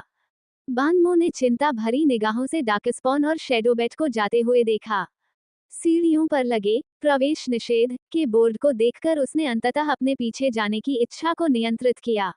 लुओ चेन ने उसे प्रेम में डूबे मूर्ख की तरह सीढ़ियों पर बेवकूफी से खड़े देखा। उसकी आंतरिक बेचैनी को कुछ हद तक समझते हुए वह थोड़ा सा पैर की उंगलियों पर खड़ा हुआ और उसके कंधे पर थपथपाया। चिंता मत करो, मेरे पिता तो राजा श्रेणी के पशु स्वामी हैं। भले ही वे इसे ठीक न कर सकें, लेकिन वे स्थिति को और खराब नहीं करेंगे। चलो थोड़ी देर वहां बैठते हैं। फिर बानमो को होश आया और वह धीरे धीरे एक सीट पर बैठ गया, लेकिन बैठने के बाद उसने लुओ चेन द्वारा उसके लिए डाले गए पानी पर भी ध्यान नहीं दिया। उसकी निगाहें लगातार सीढ़ियों पर टिकी हुई थीं। लुओ चेन ने बेबसी से सिर हिलाया। ये ठीक वैसे ही था जैसे कोई बूढ़ा पिता अपनी पत्नी के बच्चे के जन्म का इंतजार कर रहा हो। ये जानते हुए कि अब उसकी कोई भी बात काम की नहीं होगी, लुओ चेन ने उसे अनदेखा कर दिया। उसने उन दोनों छोटे बच्चों को बुलाया जो दिन भर बीस्ट ब्रेसलेट में बंद थे, अन्यथा वे दोनों बच्चे हंगामा करना शुरू कर देंगे। जैसे ही वह नन्हा सा रोएंदार जीव प्रकट हुआ, वह उछलकर लुओ चेन की बाहों में आ गिरा। उसका आकार इतना बड़ा था कि लुओ चेन के कंधे पर वह समा नहीं पा रहा था। इस वजह से वह काफी समय से उदास था और अब उसकी पसंदीदा जगह लुओ चेन का आलिंगन थी। इसका एक कारण ये भी था कि लुओ चेन एक स्पिरिट रैंक बीस्ट मास्टर बन गया था और उसका शरीर मजबूत हो गया था, जिससे वह उसे अपनी बाहों में मजबूती से पकड़ सकता था। दूसरी ओर क्लाउड वेल ने अनायास ही लुओ चेन के सिर पर कब्जा कर लिया। हालांकि वह उसके सिर पर ही रही, लुओ चेन को उसका वजन बिल्कुल भी महसूस नहीं हुआ, क्योंकि इसका अधिकांश वजन इसके स्वयं के उत्तोलन से संतुलित हो गया था। और इसके अलावा हथेली के आकार की क्लाउड वेल कितनी भारी हो सकती है। लुओ चेन इन दोनों नन्हे शैतानों को बहुत प्यार करता था। उनकी शरारतों के बावजूद भी उसे जरा भी गुस्सा नहीं आता था। वह नन्हा सा रोएंदार जीव लुओ चेन के सिर पर बैठी क्लाउड वेल को कुछ नाराजगी से देखने लगा। फिर लुओ चेन की बाहों से ऊपर चढ़ गया और अपना एक पंजा आगे बढ़ाकर क्लाउड वेल को नीचे गिराना चाहता था। हालांकि क्लाउड वेल ने बिल्कुल भी हार नहीं मानी और लुओ चेन के सिर के ऊपर खुद को मजबूती से बचाने के लिए पानी का एक गोला संघनित कर लिया। उस नन्हे से रोएंदार जीव के पंजे ने पानी की गेंद की बाहरी सतह को छुआ, लेकिन उसे तोड़ नहीं पाया, बल्कि उसकी मजबूत लोच के कारण वह वहीं रुक गया। उस नन्हे से प्यारे से जीव का पूरा पेट लुओ चेन के चेहरे से सटा हुआ था और उसके दोनों पंजे बारी बारी से पानी की गेंद को थपथपा रहे थे। हालांकि इस लगातार हमले के बावजूद पानी की गेंद पूरी तरह से स्थिर रही। क्लाउड वेल की आंखें आलस से उस छोटे से रोएंदार जीव को देख रही थीं, मानो वह उसके उबाऊ व्यवहार पर टिप्पणी करने के लिए बहुत थकी हुई हो। लुओ चेन, जिसका चेहरा उस नन्हे से प्यारे से जीव के पेट की मुलायम फर में दबा हुआ था, ने जल्दी से दोनों हाथों से उस नन्हे से जीव को दूर धकेलते हुए कुछ असहायता से कहा, अरे इतना गुस्सा मत करो, मैं तुम दोनों के लिए कुछ खाने का इंतजाम करती हूँ। जब भी दोनों छोटे बच्चे लड़ते थे, तो वो उन्हें लुभाने के लिए भोजन का इस्तेमाल करता था, जो हमेशा कारगर होता था। दो राक्षसों का उसके स्नेह के लिए प्रतिस्पर्धा करना वास्तव में एक सुखद बोझ था। हालांकि विभिन्न जीवों के बीच संबंधों को संतुलित करना वास्तव में एक गहन कला थी। उसने सुना था कि एक अकेला जानवर भी आपस में ही बहस कर सकता है। उदाहरण के लिए, दो सिर वाला मृग, दो अलग अलग जानवरों की तो बात ही छोड़िए। जब उसने दोनों बच्चों के लिए अलग अलग स्नैक्स ढूंढ लिए, तभी वे थोड़ी देर के लिए शांत हुए। बानमो ने उनकी बातचीत को कुछ ईर्ष्या के साथ देखा और डार्कस्पॉन शैडोबैट की वर्तमान स्थिति के बारे में सोचते हुए उसका दिल और भी चिंतित हो गया। लगभग आधे घंटे और इंतजार करने के बाद लुओ युहेंग डार्कस्पॉन शैडोबैट के साथ फिर से नीचे आया। जब वह ऊपर गया, तो डार्कस्पॉन शैडोबैट लेटा हुआ था। जब वह नीचे आया तो वह अपने आप चल रहा था। हालांकि उसका एक पंख अभी भी शिथिल रूप से लटका हुआ था। जैसे ही बानमो ने सीढ़ियों से हलचल सुनी, वह दौड़कर डार्कस्पॉन शैडोबैट की हालत देखने गया। ये पुष्टि करते हुए कि अब वो पूरी तरह से खतरे से बाहर है, उसने लुओ युहेंग को दिल से धन्यवाद दिया। धन्यवाद गुरु लुओ, धन्यवाद। फिर उसने गंभीरतापूर्वक भूरे सफेद रंग का 1000 विपत्तियों वाले राक्षस का अंडा लुओ युहेंग को सौंप दिया। लुओ युहेंग द्वारा अंडा लेने के बाद उसने निर्देश दिया, यद्यपि अब ये खतरे से बाहर है, लेकिन फिलहाल इसकी क्षमताओं का आसानी से उपयोग न करना ही बेहतर है। और अगले कुछ दिनों तक आपको इसे इलाज के लिए रोजाना यहीं लाना चाहिए। बानमो स्वाभाविक रूप से डार्कस्पॉन शैडोबैट के साथ हुए व्यवहार को हल्के में नहीं ले सकता था। उसने तुरंत वादा किया कि वह हर दिन एक निश्चित समय पर इलाज के लिए दुकान पर आएगा। उन्होंने चांदी जैसे सफेद रंग का एक कार्ड निकाला। यह अतिरिक्त परामर्श शुल्क है, लगभग 400,000। मुझे उम्मीद है कि आप दोनों को कोई आपत्ति नहीं होगी। लुओ युहिंग ने कार्ड को वापस अपने हाथ में धकेलते हुए कुछ उदासी भरे स्वर में कहा, नगर स्वामी बान हमेशा से मेरे लिए सम्माननीय रहे हैं। इन परामर्श शुल्कों की कोई आवश्यकता नहीं है, यह अंडा ही इन्हें चुकाने के लिए पर्याप्त है। लुओ युहिंग को अपने पिता का जिक्र करते देख बान मो एक पल के लिए चुप हो गया, और आखिरकार उसने चुपचाप कार्ड वापस रख दिया। अपने पिता की मृत्यु के बाद से उसने मानव स्वभाव की शीतलता और गर्माहट दोनों को बहुत अधिक देखा था, और उसे एक बार फिर अपने पिता की बची हुई कृपा प्राप्त करने की उम्मीद नहीं थी। धन्यवाद श्री लुओ। लुओ युहिंग ने हाथ हिलाकर इशारा किया कि इतनी विनम्रता दिखाने की कोई जरूरत नहीं है। आज काफी देर हो चुकी है, इसलिए अगर आपको कोई आपत्ति न हो तो आप रात भर दुकान में रुक सकते हैं। हालांकि उसने रात भर के लिए कहा, लेकिन एक स्पिरिट रैंक बीस्ट मास्टर वास्तव में बिना किसी बड़ी समस्या के 2 या 3 दिन बिना आराम किए रह सकता है। एक राजा श्रेणी का पशु स्वामी बिना आराम किए पूरे 1 महीने तक रह सकता था, इसलिए इस दृष्टिकोण से भी पशु स्वामी असाधारण बन गए थे। बात सिर्फ इतनी थी कि मनुष्य दिन के समय सक्रिय रहना पसंद करते थे और उन्हें रात में रहने के लिए जगह की आवश्यकता होती थी। बानमो ने झुककर गहरी संवेदना व्यक्त की, तो मैं ही ये दंड लगाऊंगा। लुओ चेन ने बानमो के लिए कुछ खाना तैयार करने के बाद चुपचाप रंगीन ध्वनि आत्मा चिड़िया को रात में बानमो पर नजर रखने का निर्देश दिया। फिर वह आज खरीदे गए जानवरों को रखने के लिए तीसरी मंजिल पर गया। किंग्यू गुप्त क्षेत्र अभी भी बहुत छोटा था और आज खरीदे गए 100 से अधिक जानवरों को पूरी तरह से समायोजित नहीं कर सकता था। लुओ चेन केवल 30 से अधिक भयंकर श्रेणी के जानवरों को, साथ ही साथ बोन स्पाइक स्पिरिट टाइगर परिवार को, जिसे उसने शुरू में खरीदा था, किंग्यू गुप्त क्षेत्र में ही रख सका। शेष बचे लगभग 60 स्पिरिट रैंक बीस्ट्स को स्टोन स्पिरिट सीक्रेट दायरे में बसाया गया था।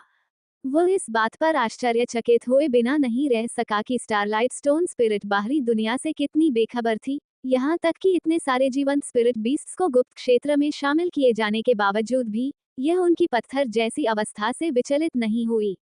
शायद अपने लंबे जीवन के कारण ये आत्मा प्राणी क्षणभंगुरता का ही एक और रूप थे। इस प्रणाली के अनुसार स्टारलाइट स्टोन स्पिरिट आमतौर पर कई हजार वर्षों तक जीवित रहते हैं और किंग रैंक वाले दसियों हजार वर्षों तक अस्तित्व में रह सकते हैं। जब लुओ चेन को इस जीवन काल के बारे में पता चला, तो वो केवल इतना ही कह सका, वे इतने लंबे समय तक जीवित रह सकते हैं। ऐसा अनुमान लगाया गया था कि यदि वे किसी बीस्ट मास्टर से अनुबंध भी कर लेते, तो वह बीस्ट मास्टर उनके जीवन में केवल एक क्षणिक अतिथि ही होता। शायद एक स्टारलाइट स्टोन स्पिरिट अपने जीवन काल में कई बीस्ट मास्टर्स को धारण कर सकता है। यदि उनका बंधन गहरा हो, तो यह वास्तव में परिवार की नींव के रूप में काम कर सकता है, जो दर्जनों पीढ़ियों तक परिवार के उत्थान और पतन की रक्षा करता है। चूंकि प्रत्येक स्पिरिट रैंक के जानवर ने एक जानवर को नियंत्रित करने वाला कौला पहना हुआ था, इसलिए लुओ चेन ने उन्हें गुप्त क्षेत्र में स्वतंत्र रूप से घूमने की अनुमति दे दी थी। स्टोन स्पिरिट सीक्रेट दायरे में बहुत ही बंजरपन था, वहां केवल स्टारलाइट स्टोन स्पिरिट ही जीवित रह सकते थे। ये नए आए जीव अत्यंत सघन स्टारलाइट ऊर्जा पर पूरी तरह से जीवित नहीं रह सकते थे।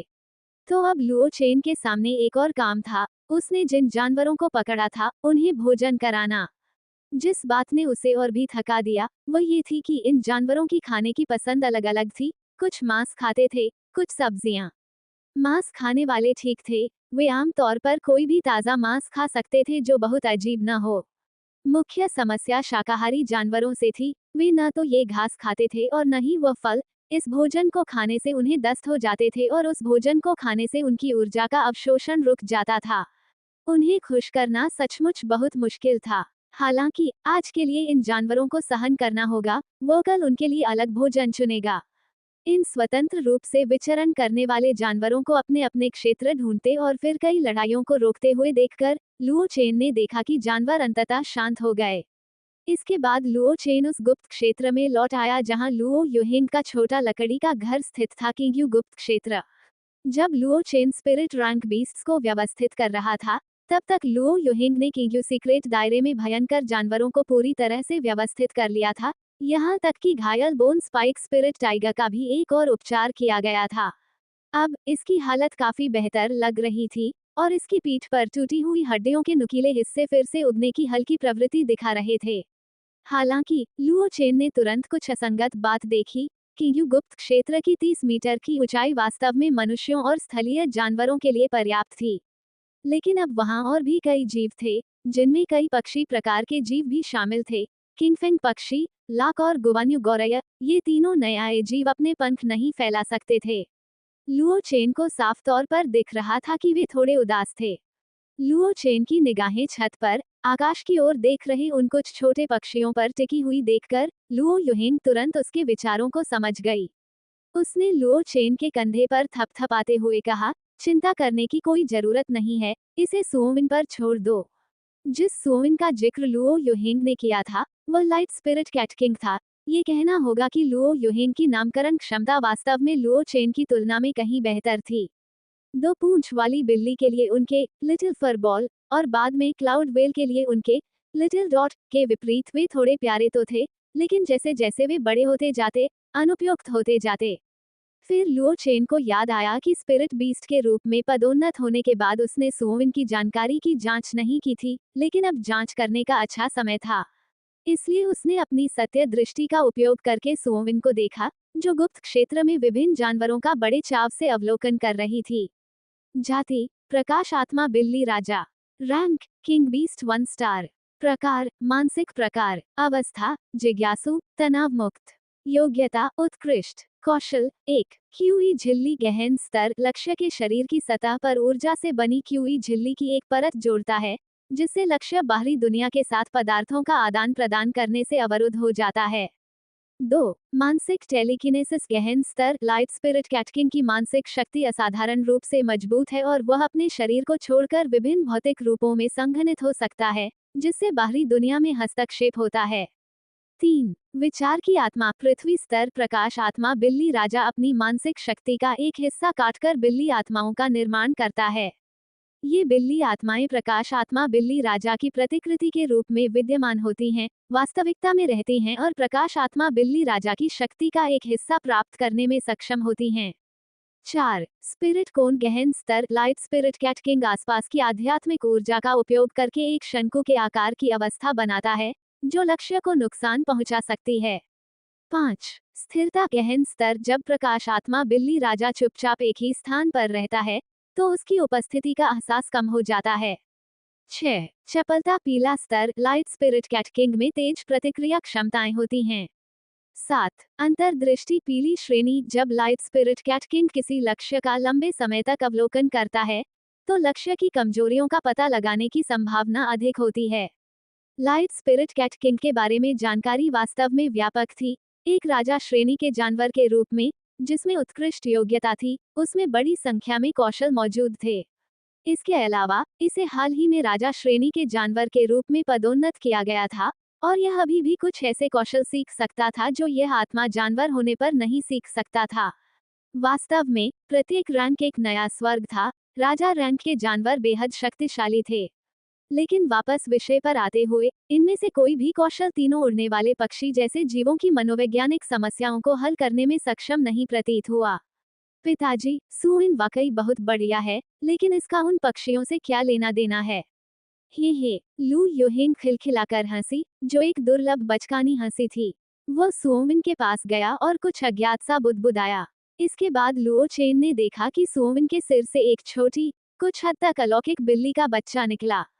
हालांकि ये बिल्ली का बच्चा लाइट स्पिरिट कैटकिंग के लघु संस्करण जैसा दिखता था। अगर लुओ चेन गलत नहीं है, तो यह वही बिल्ली आत्मा होनी चाहिए जिसका उल्लेख लाइट स्पिरिट कैटकिंग के कौशल विवरण में किया गया है। सुओमिन की बिल्ली आत्मा ने अपना शरीर हिलाया और फिर उसकी पीठ से पक्षी जैसे पंखों की एक जोड़ी निकली और वह तुरंत एक पंख वाले बिल्ली के बच्चे में बदल गई। और जाहिर तौर पर लाइट स्पिरिट कैटकिंग इस कौशल का पहली बार उपयोग कर रहा था। बिल्ली का बच्चा चलते समय लड़खड़ा रहा था। उड़ने की तो बात ही छोड़िए, जो एक बिल्ली के लिए एक अतिरंजित हरकत थी। हालांकि सुओमिन की आंखें बंद करने के बाद ये परिस्थितियां पूरी तरह बदल गईं। कुछ कदम चलने के बाद ही वह स्थिर हो गई और फिर मानसिक टेलीकिनेसिस द्वारा निर्मित एक बादल जैसी गेंद ने बिल्ली की आत्मा को उड़ना सीखने में सहारा दिया और जल्द ही वह काफी अच्छा प्रदर्शन करने लगी। जब बिल्ली की आत्मा ने उड़ना पूरी तरह सीख लिया, तो उसने अपना असली उद्देश्य प्रकट किया, अपने छोटे मांसल पंखों को फड़फड़ाते हुए और छत पर बैठे पक्षियों की ओर आक्रामक रूप से झपट्टा मारा। बिल्ली की आत्मा को झपट्टा मारते देख पक्षी इधर उधर भाग गए और जल्दी से निकल गए। हालांकि वह एक बिल्ली का बच्चा था, लेकिन ये भयंकर श्रेणी के पक्षी मूर्ख नहीं थे।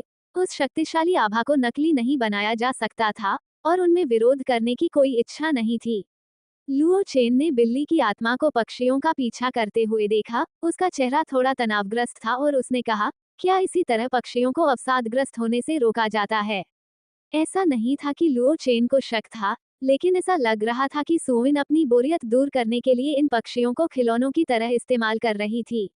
लुओ युहिंग ने उदासीनता से कंधे उचकाते हुए कहा, बेशक, एक बार जब ये पक्षी व्यस्त हो जाएंगे, तो उनके पास ज्यादा सोचने का समय नहीं होगा और स्वाभाविक रूप से उन्हें कोई मनोवैज्ञानिक समस्या नहीं होगी।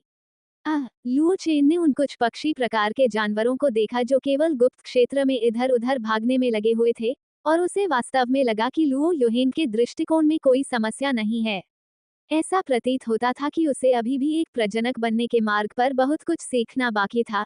लुओ युहिंग के कार्यों ने न केवल पक्षी जैसे जीवों की मनोवैज्ञानिक समस्याओं का समाधान किया, बल्कि सुओमिन की विचार प्रेरणा कौशल को भी प्रशिक्षित किया, जिससे उसे हर चीज का भरपूर लाभ उठाने का एहसास हुआ। लुओ चेन ने पूरी रात जागकर अपने सभी पशु स्वामी की व्यवस्था करने में काफी समय बिताया। जब उसे होश आया तो उसने महसूस किया कि अगले दिन की सुबह हो चुकी थी। एक दिन आराम न करना कोई बड़ी समस्या नहीं थी, इसलिए लुओ चेन सीधे गुप्त क्षेत्र से ये देखने के लिए निकल गया कि क्या बानमो, जिसे लुओ युहिंग कल पीछे छोड़ गया था, अभी भी पहली मंजिल पर है या नहीं। पहली मंजिल की ओर चलते हुए लुओ चेन को खाने की खुशबू आई, जिसने रात भर काम करने के बाद उसकी भूख को काफी बढ़ा दिया। सुगंध के स्रोत की ओर देखने पर पता चला कि यह पहली मंजिल पर स्थित विश्राम क्षेत्र में एक मेज से आ रही थी, जो शानदार नाश्ते से भरी हुई थी। लुओ चेन ने मेज के पास चुपचाप बैठे बानमो की ओर देखा और उत्सुकता से पूछा, क्या तुमने इन्हें खरीदा है? बानमो ने सिर हिलाते हुए कहा, मुझे नहीं पता था कि आप लोगों को क्या खाना पसंद है, इसलिए मैंने कुछ अलग अलग तरह की चीजें खरीद लीं।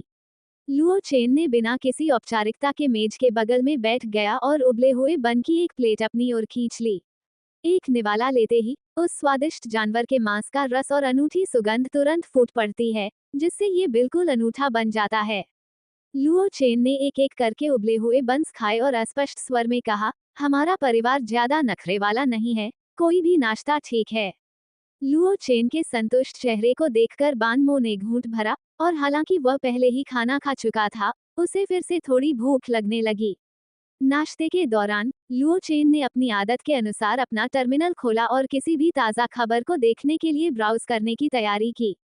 जैसे ही उसने अपना फोन खोला, वो बजते हुए संदेशों से भर गया। लुओ चेन ने गौर से देखा और उनमें से अधिकतर खबरें उसके छोटे भाई द्वारा साझा की गई थीं।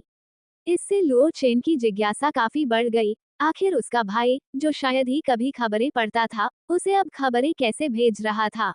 लुओ चेन ने सबसे हालिया पोस्ट पर क्लिक किया। चीन की नेटवर्क सेवा प्रौद्योगिकी का सफलतापूर्वक उन्नयन और पुनरावृत्ति हुई है। विभिन्न शहरों का पृथक शहर युग समाप्त हो रहा है और स्थानीय नेटवर्क इंटरनेट युग में लौट रहे हैं।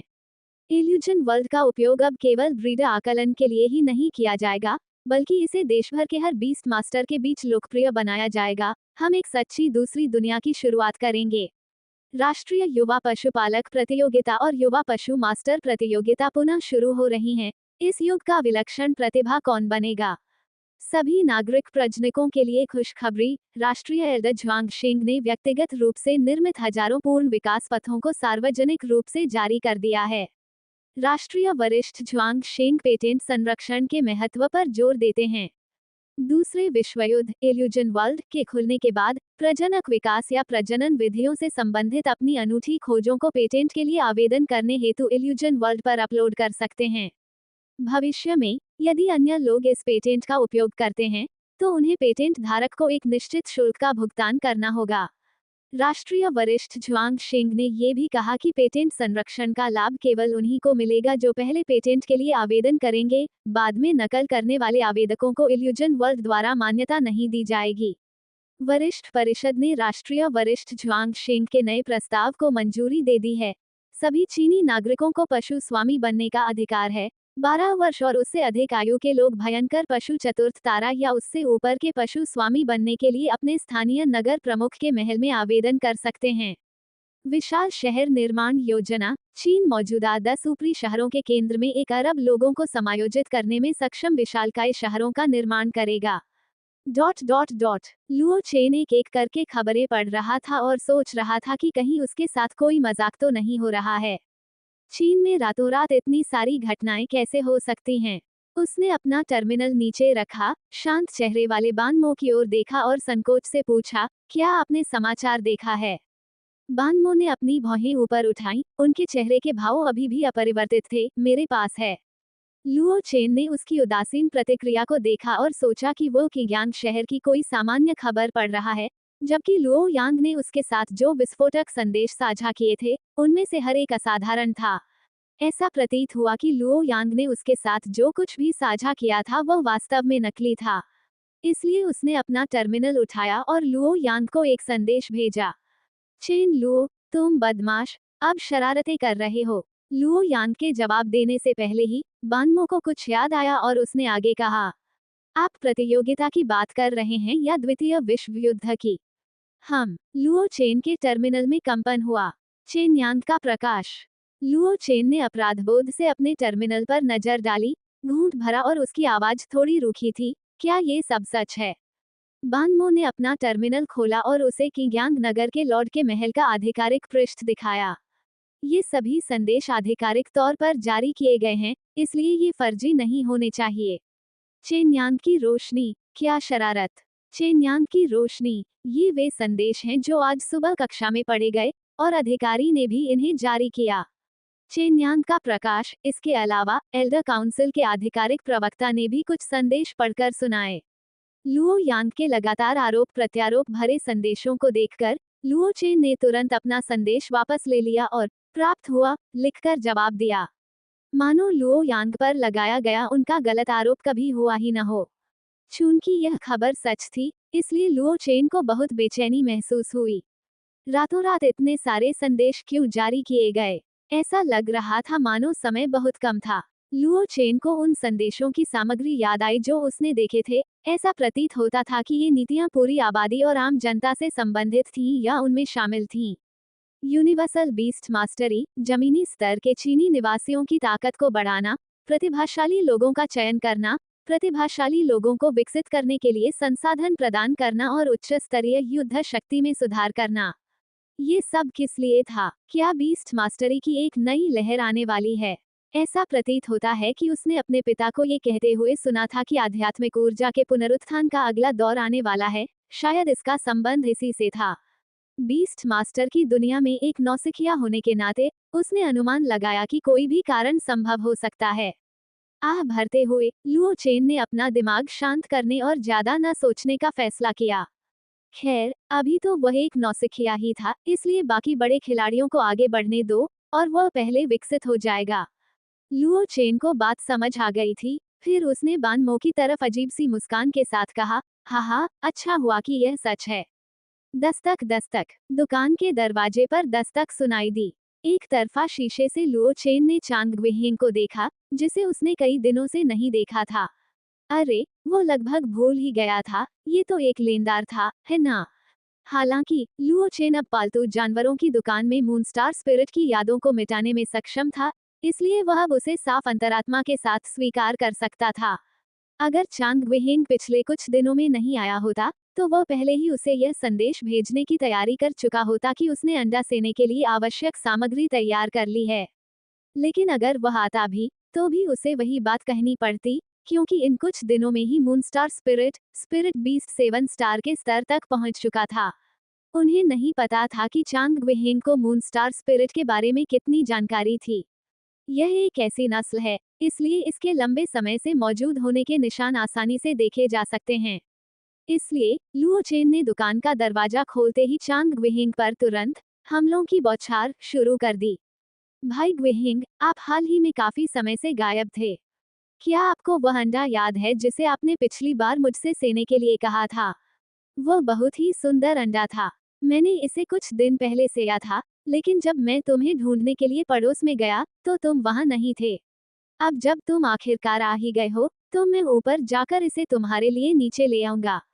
चांग ग्वेहिंग लुओ चेन के उत्साह से अचंभित रह गया, लेकिन उसने तुरंत प्रतिक्रिया दी और धीमी आवाज में कहा, भाई लुओ, मुझे लगता है मैंने आपको बताया था कि अगर आपको कुछ भी चाहिए तो आप टर्मिनल पर मुझसे संपर्क कर सकते हैं। अरे, सच में? लुओ चेन ने अपना सिर थपथपाते हुए कहा, क्या शहरों के बीच संचार बहुत महंगा नहीं है? हम जैसे आम लोगों को हर संभव पैसा बचाना चाहिए।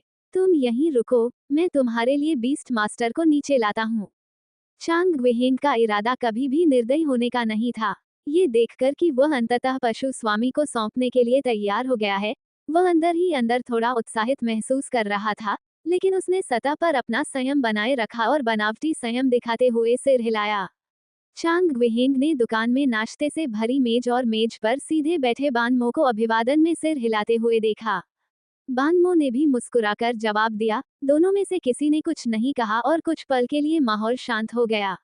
जल्द ही लुओ चेन मूनस्टार स्पिरिट को गुप्त क्षेत्र से बाहर ले आया। हालांकि इसे बाहर लाने से पहले उसने स्वाभाविक रूप से इसे फॉगेट डस्ट फ्लावर का एक कमजोर संस्करण खिलाया। अब उसकी आंखें साफ हो गई थीं, वह दुकान के गुप्त क्षेत्र में हुए अपने अनुभवों को भूल चुका था।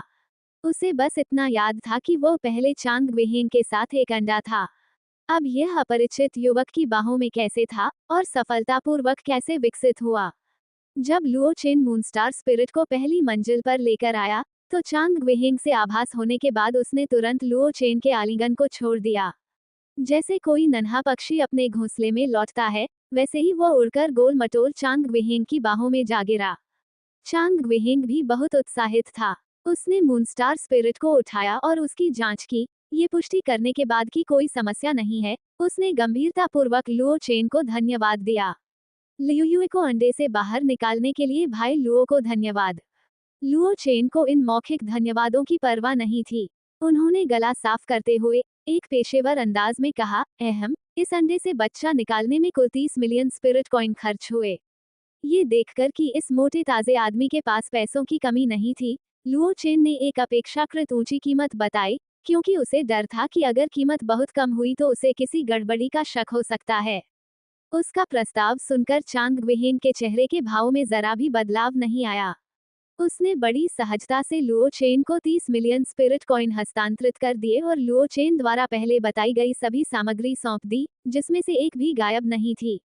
नाश्ते की मेज के बगल में एक और मेज पर ठीक 30 प्रकार की सामग्रियां करीने से रखी हुई थीं, जिनमें से कुछ में प्रत्येक प्रकार की 3 या 4 सामग्रियां थीं।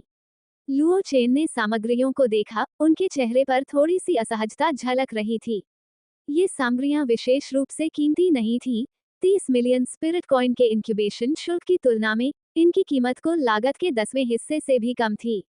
मुश्किल इस तथ्य में निहित थी कि इनमें से कुछ सामग्रियों का उपयोग शायद ही कभी किया जाता था, कुछ के बेहतर और सस्ते विकल्प बाजार में उपलब्ध थे, और कुछ को ढूंढना ही मुश्किल था। इसलिए इन सभी सामग्रियों को इकट्ठा करने के लिए अभी भी कुछ प्रयास की आवश्यकता थी। लुओ चेन ने विनम्रतापूर्वक मना करते हुए कहा, राक्षस तो पहले ही अंडे से निकल चुका है, इसलिए इन सामग्रियों की अब आवश्यकता नहीं है। आपको इन्हें वापस ले जाना चाहिए। एक प्रजनक ये सामग्री कैसे उपलब्ध करा सकता है? मैंने इन्हें खोजने में बहुत मेहनत की है, और इन्हें अपने पास रखना व्यर्थ होगा। बेहतर यही होगा कि उन्हें अन्य जीवों पर अपनी उचित भूमिका निभाने दिया जाए। चांग ग्विहिंग मुस्कुराया, मानो वह मैत्रेय बुद्ध हो। तो ठीक है। लुओ चेन ने अंततः उन सामग्रियों को स्वीकार कर लिया। खैर, उनके अनगिनत विकास पथों को देखते हुए वे शायद किसी दिन काम आ जाएं। लुओ चेन को सभी सामग्री ले जाते हुए देखकर चांग ग्विहिंग को आखिरकार आज की अपनी यात्रा का मूल उद्देश्य याद आ गया। लुओ चेन, क्या आप आगामी युवा पशु प्रशिक्षक प्रतियोगिता और युवा पशु मास्टर प्रतियोगिता में रुचि रखते हैं? लुओ चेन को याद आया कि उसने अभी अभी जो समाचार पढ़ा था उसमें इसके बारे में कुछ देखा था, लेकिन उसने इसे केवल सरसरी तौर पर पढ़ा था और ये तय नहीं किया था कि वह इसमें भाग लेगा या नहीं। मैंने अभी इस बारे में सोचा नहीं है। मैं भाग ले भी सकता हूँ और नहीं भी। आप इसमें भाग क्यों नहीं लेंगे? लुओ चेन के विचारों को सुनकर चांग ग्विहिंग थोड़ा चिंतित प्रतीत हुआ। ये पूरे देश के लिए एक भव्य आयोजन है। एक निश्चित रैंकिंग हासिल करने पर कई आकर्षक पुरस्कार मिलते हैं। इसमें भाग न लेना वाकई खेदजनक होगा। लुओ चेन ने चांग ग्विहिंग के व्यवहार को देखा और उसे बहुत संदेह हुआ। ऐसा लगता है कि तुम उस प्रतियोगिता में मेरी भागीदारी को लेकर वाकई बहुत उत्सुक हो। ओह! चांग ग्विहिंग का शरीर अकड़ गया, फिर उसने बेपरवाही का नाटक करते हुए कहा, बात बस इतनी है कि मुझे लगता है कि तुम्हारी ब्रीडर प्रतिभा असाधारण है, तुमने तो मेरा अंडा भी सेया था। अगर आप प्रतियोगिता में भाग लेते हैं, तो आपको निश्चित रूप से बहुत अच्छी रैंकिंग मिलेगी। मैं बस इतना चाहता हूँ कि आपकी प्रतिभा यूं ही दब न जाए। क्या ऐसा है? लुओ चेन ने अपने बाएं हाथ से अपनी ठुड्डी को रगड़ा और शांत होने का दिखावा कर रहे चांग ग्विहिंग को ध्यान से देखा। तो मैं इस पर दोबारा विचार करूंगा। बानमो, जो उनकी बातचीत सुन रहा था, खुद को रोक नहीं पाया और उसने लुओ चेन को सलाह दी। छोटे बॉस को इसे जरूर आजमाना चाहिए। परिणाम चाहे जो भी हो, यह एक मूल्यवान अनुभव होगा। इसके अलावा, इस प्रतियोगिता में आपको कई अलग अलग प्रजनकों की पद्धतियों को देखने का अवसर मिलेगा, जो आपके प्रजनक कौशल में सुधार के लिए अत्यंत लाभदायक होगा। उन दोनों की बातें सुनकर ऐसा लग रहा था कि युवा पशु प्रशिक्षक प्रतियोगिता में भाग लेना पूरी तरह से लाभकारी प्रयास है, जिसका कोई नकारात्मक पहलू नहीं है। सीरीज क्वेस्ट जारी किया गया। पहला चरण, युवा पशु प्रशिक्षक प्रतियोगिता में भाग लें और किंग्यांग शहर की चैंपियनशिप जीतें। एक बीस्ट स्टो के मालिक के रूप में, आप प्रसिद्ध कैसे नहीं हो सकते और अपनी पीढ़ी की प्रतिभाओं को कैसे कुचल नहीं सकते। आगे बढ़ो, नौजवान, इस युग को तुम्हारी महिमा का आलिंगन करने दो। पहले चरण के मिशन का इनाम, एक रहस्यमय सामग्री, एक निम्न श्रेणी का पशु शारीरिक शक्ति बढ़ाने वाला औषधि का फॉर्मूला। काले धब्बों से भरे चेहरे वाले लुओ चेन ने सिस्टम के कुछ हद तक अस्पष्ट विवरणों को नजरअंदाज करते हुए सीधे मिशन पूरा करने की शर्तों और पुरस्कारों पर ध्यान केंद्रित किया। पुरस्कार इतने लुभावने थे कि अब उसे भाग लेना ही पड़ा, भले ही वह ऐसा नहीं चाहता था। तो अच्छे दोस्तों की तरह उसने चांग ग्विहिंग के कंधे पर हाथ रखा और अपनी आवाज बदलते हुए कहा, उस युवा पशु प्रशिक्षक प्रतियोगिता के बारे में विस्तृत जानकारी निकालो, मुझे देखने दो। इससे पहले उसने जो देखा था वह महज एक संक्षिप्त समाचार रिपोर्ट थी, और उसमें विस्तृत जानकारी नहीं थी। चांग ग्विहिंग उसके अचानक बदले हुए रवैये से चौंक गया। प्रतिक्रिया देने के बाद, उसने वरिष्ठ परिषद द्वारा प्रकाशित की जाने वाली सामग्री को खोजा और उसे लुओ चेन को दे दिया। शुरुआत में बहुत सारी अलंकारिक भाषा का प्रयोग किए बिना, उन्होंने अंत में सीधे विस्तृत आवश्यकताओं पर बात की। प्रवेश आवश्यकताएं, 30 वर्ष से कम आयु, हड्डी की आयु, एक चीनी नागरिक जिसने चाइना स्टेलर ब्रीडर मूल्यांकन उत्तीर्ण किया हो। प्रतियोगिता प्रक्रिया, अगस्त से सितंबर तक, प्रत्येक शहर में प्रारंभिक दौर शुरू होते हैं। यानी, निचले शहर को 15 अगस्त से पहले अपने शहर की प्रतियोगिता पूरी करनी होगी। इसके बाद, प्रत्येक शहर से शीर्ष 3 प्रतियोगियों का चयन किया जाएगा जो अपने अपने मध्य शहरों में दूसरे दौर में आगे बढ़ेंगे। संबंधित मध्य शहरों को भी 15 अगस्त से पहले अपने शीर्ष 30 प्रतियोगियों का चयन करना होगा। 15 अगस्त से 31 अगस्त तक, मध्य शहरों में प्रतियोगिता का दूसरा दौर आयोजित किया जाएगा, जिसमें शीर्ष 5 प्रतियोगियों का चयन किया जाएगा जो तीसरे दौर के लिए अपने अपने ऊपरी शहरों में आगे बढ़ेंगे। सितंबर से अक्टूबर तक, प्रतियोगिता का तीसरा दौर ऊपरी शहरों में आयोजित किया जाएगा। मध्य शहरों से चयनित 80 से अधिक प्रतियोगी, ऊपरी शहरों से चयनित 80 प्रतियोगियों के साथ अंतिम 10 स्थानों के लिए प्रतिस्पर्धा करेंगे। नवंबर से दिसंबर के अंत तक, राजधानी शहर में अंतिम ग्रैंड फाइनल आयोजित किया जाएगा। प्रत्येक ऊपरी शहर से अंततः चुने गए 10 प्रतियोगी, कुल मिलाकर 100 प्रतियोगी अंतिम विजेता के लिए प्रतिस्पर्धा करने के लिए राजधानी शहर में एकत्रित होंगे। पुरस्कार प्रतियोगिता के प्रथम दौर के पुरस्कारों की व्यवस्था प्रत्येक लोअर सिटी की जिम्मेदारी है। चैंपियनशिप पुरस्कार का मूल्य 10 लाख स्पिरिट कॉइन से कम नहीं होना चाहिए। उपविजेता और तृतीय स्थान के पुरस्कार 7 लाख स्पिरिट कॉइन से कम नहीं होने चाहिए और शीर्ष 10 को भी 1 लाख से अधिक मूल्य के पुरस्कार प्राप्त होने चाहिए। दूसरे दौर की जिम्मेदारी प्रत्येक मध्य नगर पालिका की है।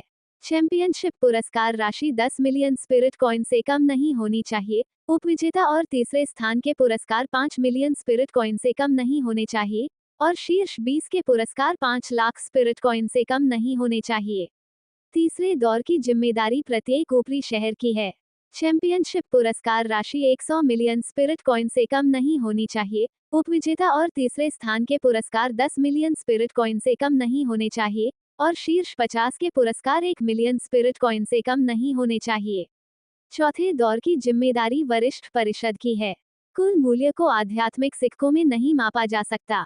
सभी पशुपालकों को मिलकर कड़ी मेहनत करने के लिए प्रोत्साहित किया जाता है। पंजीकरण अवधि नवयुग कैलेंडर 552 10 जुलाई, नवयुग कैलेंडर 552 15 जुलाई। पंजीकरण स्थान इल्यूजन वर्ल्ड का प्रचार 10 जुलाई से पहले चीन के हर शहर में किया जाएगा। कृपया धैर्यपूर्वक प्रतीक्षा करें। नोट प्रतियोगिता के विशिष्ट समय प्रत्येक शहर की आधिकारिक घोषणाओं के अनुसार होंगे। ऊपर दिए गए स्पिरिट कॉइन रिवॉर्ड्स की लंबी लिस्ट देखकर लुओ चेन थोड़ा हैरान रह गया। इन रिवॉर्ड्स की घोषणा के बाद शायद चीन के सभी आम ब्रीडर्स बिना किसी झिझक के साइन अप कर लेंगे। लुओ चेन ने समय देखा, आज 5 जुलाई थी। पंजीकरण में अभी कुछ समय बाकी था, इसलिए कोई जल्दी नहीं थी। सभी सामग्री पढ़ने के बाद उसने चांग ग्वेहेंग से लेख को उसे भेजने के लिए कहा और फिर चांग ग्वेहेंग के लग्जरी टर्मिनल को लौटा दिया। यह मानना पड़ेगा कि इस लग्जरी टर्मिनल का इस्तेमाल करना वाकई अलग अनुभव था। ये बहुत ही सुगम और आरामदायक था। चांग ग्वेहेंग मूनस्टार स्पिरिट के साथ अनुबंध पर हस्ताक्षर करने के लिए उत्सुक था, इसलिए वह लुओ चेन की दुकान पर ज्यादा देर नहीं रुका। कुछ बातें करने के बाद उसने विदाई ली और बगल में स्थित चेन्यांग पेट स्टोर में लौट गया। हालांकि बानमो वहां से नहीं गया, संभवतः आज लुओ योहिंग द्वारा डार्कस्पॉन शैडोबैट के उपचार का इंतजार करने के लिए। लुओ चेन ने दुकान में डार्कस्पॉन शैडोबैट को नहीं देखा था, इसलिए उसने मान लिया कि बानमो ने इसे अपने रिस्टबैंड में वापस बुला लिया होगा। आप शैडोबैट को बाहर बुलाकर रख सकते हैं, वैसे भी रिस्टबैंड पहनना उतना आरामदायक नहीं है। वैसे भी मेरी पालतू जानवरों की दुकान आज खुली नहीं है। राजा रैंक के बीस्ट मास्टर्स वास्तव में भाग्यशाली थे। वे न केवल अपनी शक्तिशाली आध्यात्मिक ऊर्जा से उड़ने की क्षमता प्राप्त कर सकते थे, बल्कि वे अपने आध्यात्मिक केंद्र के भीतर एक बीस्ट स्पेस भी खोल सकते थे। ये बीस्ट स्पेस न केवल बीस्ट्स को आराम करने की जगह प्रदान करता था, बल्कि बीस्ट्स की चोटों और ऊर्जा की रिकवरी को भी बढ़ावा देता था, जिससे यह बाहर रहने की तुलना में अधिक आरामदायक साबित होता था। हालांकि तकनीक द्वारा विकसित बीस्ट रिस्टबैंड केवल अस्थायी रूप से ही बीस्ट्स को समायोजित कर सकते थे। आराम की तो बात ही नहीं थी, वे केवल रहने के लिए एक जगह प्रदान करते थे। ये सुनकर बानमो को थोड़ी शर्मिंदगी महसूस हुई। उसने डार्कस्पॉन शैडोबैट को बुलाया था और चेन्यांग पेटस्टो की प्रचुर आध्यात्मिक ऊर्जा ने वास्तव में शैडोबैट के ठीक होने में अच्छा योगदान दिया था। हालांकि उसे चेन्यांग पेटस्टो के कारोबार में बाधा डालने का डर था, इसीलिए उसने सुबह ही इसे अपने रिस्टबैंड पर वापस बुला लिया था। लुओ चेन ने रंगीन ध्वनि आत्मा चिड़िया को निर्देश दिया, आज 2 मेहमान अपने अपने जानवरों को लेने आएंगे। उनकी पहचान सत्यापित करने के बाद उन्हें जानवर लौटाना न भूलें। व्यवस्था करने के बाद लुओ चेन ने दुकान का दरवाजा खोला और गुप्त क्षेत्र में मौजूद जानवरों के लिए भोजन खरीदने के लिए बाहर जाने की तैयारी करने लगा। बानमो ने लुओ चेन की ओर देखा, जिसने पिछली रात की तरह ही आत्मविश्वास से उसे दुकान में छोड़ दिया था और वह थोड़ा हैरान और परेशान महसूस कर रहा था। वह केवल इतना ही कह सका कि ये दुकान वास्तव में विचित्र थी, शायद मालिक से प्रभावित थी, चाहे वह इसके व्यावसायिक मॉडल में हो या मालिक के काम करने के तरीके में। और दुकान में कारोबार करने और ग्राहकों को आकर्षित करने के लिए जिम्मेदार व्यक्ति वास्तव में एक राक्षस था। चैम्बर ऑफ कॉमर्स बिल्डिंग पहुंचकर लुओ चेन तीसरी मंजिल पर गया। इसका कारण ये था कि इसमें किंग्यांग शहर का सबसे बड़ा पालतू पशु आहार स्टोर था, जो उत्पादों की एक पूरी श्रृंखला प्रदान करता था, जिससे लुओ चेन को इधर उधर भाग दौड़ करने की जरूरत नहीं पड़ती थी। उसने दुकान के क्लर्क को अपना उद्देश्य समझाया और उसे पहले से तैयार की गई सूची सौंप दी। सूची देखकर क्लर्क आश्चर्यचकित रह गया और उसने मैनेजर को बुलाया। 30 वर्ष की आयु की एक महिला, जो परिपक्व आकर्षण से परिपूर्ण थी, ने लुओ चेन को वीआईपी कमरे में आमंत्रित किया और उसके पालतू जानवरों के लिए आवश्यक भोजन तैयार करने के लिए 4 या 5 कर्मचारियों को नियुक्त किया। मैनेजर कियाओ शिनमेई ने लुओ चेन को एक कप चाय दी और मुस्कुराते हुए कहा, अतिथि, क्या आपका परिवार पशुपालन फार्म चलाता है? लुओ चेन ने चाय की एक छोटी सी घूंट ली और थोड़ा सा माथा सिकोड़ा। ये बहुत कड़वी थी, उसे अभी भी इसकी आदत नहीं थी, और यह वैसी अच्छी नहीं थी जैसी उसने पिछली बार चांग वेहेन के घर पर पी थी। कियाओ शिनमेई का सवाल सुनकर लुओ चेन का कुछ भी छिपाने का इरादा नहीं था। मैं एक बीस्ट मास्टर स्टोर चलाता हूँ। कियाओ शिनमेई की आंखों में थोड़ी हैरानी झलक उठी। उसने लापरवाही से अपने बालों को पीछे किया और थोड़ा आगे झुक गई। तो अतिथि, क्या आपने कभी एक स्थिर आपूर्तिकर्ता रखने पर विचार किया है? उसके शब्द सूक्ष्म और छिपे हुए अर्थों से भरे हुए थे। गंध बहुत तेज थी। लुओ चेन असहज होकर अपनी नाक के सामने हाथ हिलाते हुए थोड़ा पीछे हट गया। अगर आप व्यापार की बात करने जा रहे हैं, तो सिर्फ व्यापार की बात करें, ज्यादा करीब न जाएं। लुओ चेन की अपनी खुशबू पर घृणा भरी प्रतिक्रिया देखकर कियाओ शिनमेई का चेहरा सख्त हो गया। उस पर लगा इत्र एक उच्च श्रेणी के इत्र निर्माता द्वारा बनाया गया था, जिसे उसके आकर्षण को अधिकतम करने के लिए डिजाइन किया गया था, और इस युवक ने इसे नापसंद करने का साहस किया। खांसी। कियाओ शिनमेई ने अपनी मुद्रा फिर से सीधी कर ली। उसके चेहरे पर अनजाने में ही नाराजगी का भाव झलक रहा था। लुओ चेन के रोंगटे खड़े हो गए और वो केवल नजरें हटाकर आगे बोला, तो अगर आप दीर्घकालिक आपूर्ति करते हैं, तो क्या आप कोई छूट देते हैं? ये जानते हुए कि लुओ चेन को उसका पहले वाला मोहक व्यवहार पसंद नहीं था, कियाओ शिनमेई एक सामान्य व्यावसायिक रवैये पर लौट आई। आपको बस हमें सूची भेजनी है, और हम आपके शेड्यूल के अनुसार आपके दरवाजे पर डिलीवरी कर सकते हैं, भोजन की मात्रा के आधार पर 5% या 10% की छूट के साथ। इसके अलावा गुणवत्ता की गारंटी है। यदि कोई घटिया सामग्री पाई जाती है, तो हम ग्राहक को उनके नुकसान का 3 गुना मुआवजा देंगे। लुओ चेन की उंगलियां मेज पर हल्के से थपथपा रही थीं। इस खरीदारी पर मुझे क्या छूट मिल सकती है? इस बार मेहमान की खपत 300,000 स्पिरिट कॉइन है, इसलिए आप 5% की छूट का लाभ उठा सकते हैं। मुझे 10% छूट पाने के लिए कितना खर्च करना होगा? कम से कम एक बार में 500,000 स्पिरिट कॉइन की खरीदारी। लुओ चेन ने इस बारे में सोचा और उसे यह स्वीकार्य लगा। ठीक है, तो चलिए एक दीर्घकालिक व्यापारिक संबंध पर चर्चा करते हैं। अब से, जब आप चालू महीने का भोजन पहुंचाएंगे, तो स्टोर के पास अगले महीने के भोजन की सूची तैयार होगी। हालांकि उसके आकर्षण को थोड़ी सी खलल पड़ी, लेकिन अंततः सौदा हो ही गया। कियाओ शिनमेई बेहद खुश थी, लेकिन उसने लुओ चेन को एक अर्थपूर्ण नजर से देखा। शायद यह मेहमान। इस विचार के साथ थोड़ी उदास सी कियाओ शिनमेई प्रसन्नतापूर्वक अनुबंध तैयार करने चली गई। लुओ चेन ने कियाओ शिनमेई को देखा और उसे थोड़ा अजीब लगा। यह महिला जवान नहीं लग रही थी, फिर भी उसकी हरकतें इतनी अनियमित थीं। जब कियाओ शिनमेई लौटी, तो वह एक कागजी अनुबंध और लुओ चेन के लिए आवश्यक पालतू भोजन लेकर आई। सब कुछ बड़े करीने से वर्गीकृत किया हुआ था। लुओ चेन ने सबसे पहले अपनी मानसिक शक्ति का उपयोग करके सभी पालतू जानवरों के भोजन की सावधानीपूर्वक जांच की और पाया कि गुणवत्ता वास्तव में उनके दावों के अनुरूप थी, सभी उच्च श्रेणी के थे। तभी उन्होंने अनुबंध के पार्टी ए खंड में चेन्यांग पेटस्टो की आधिकारिक मुहर लगाई।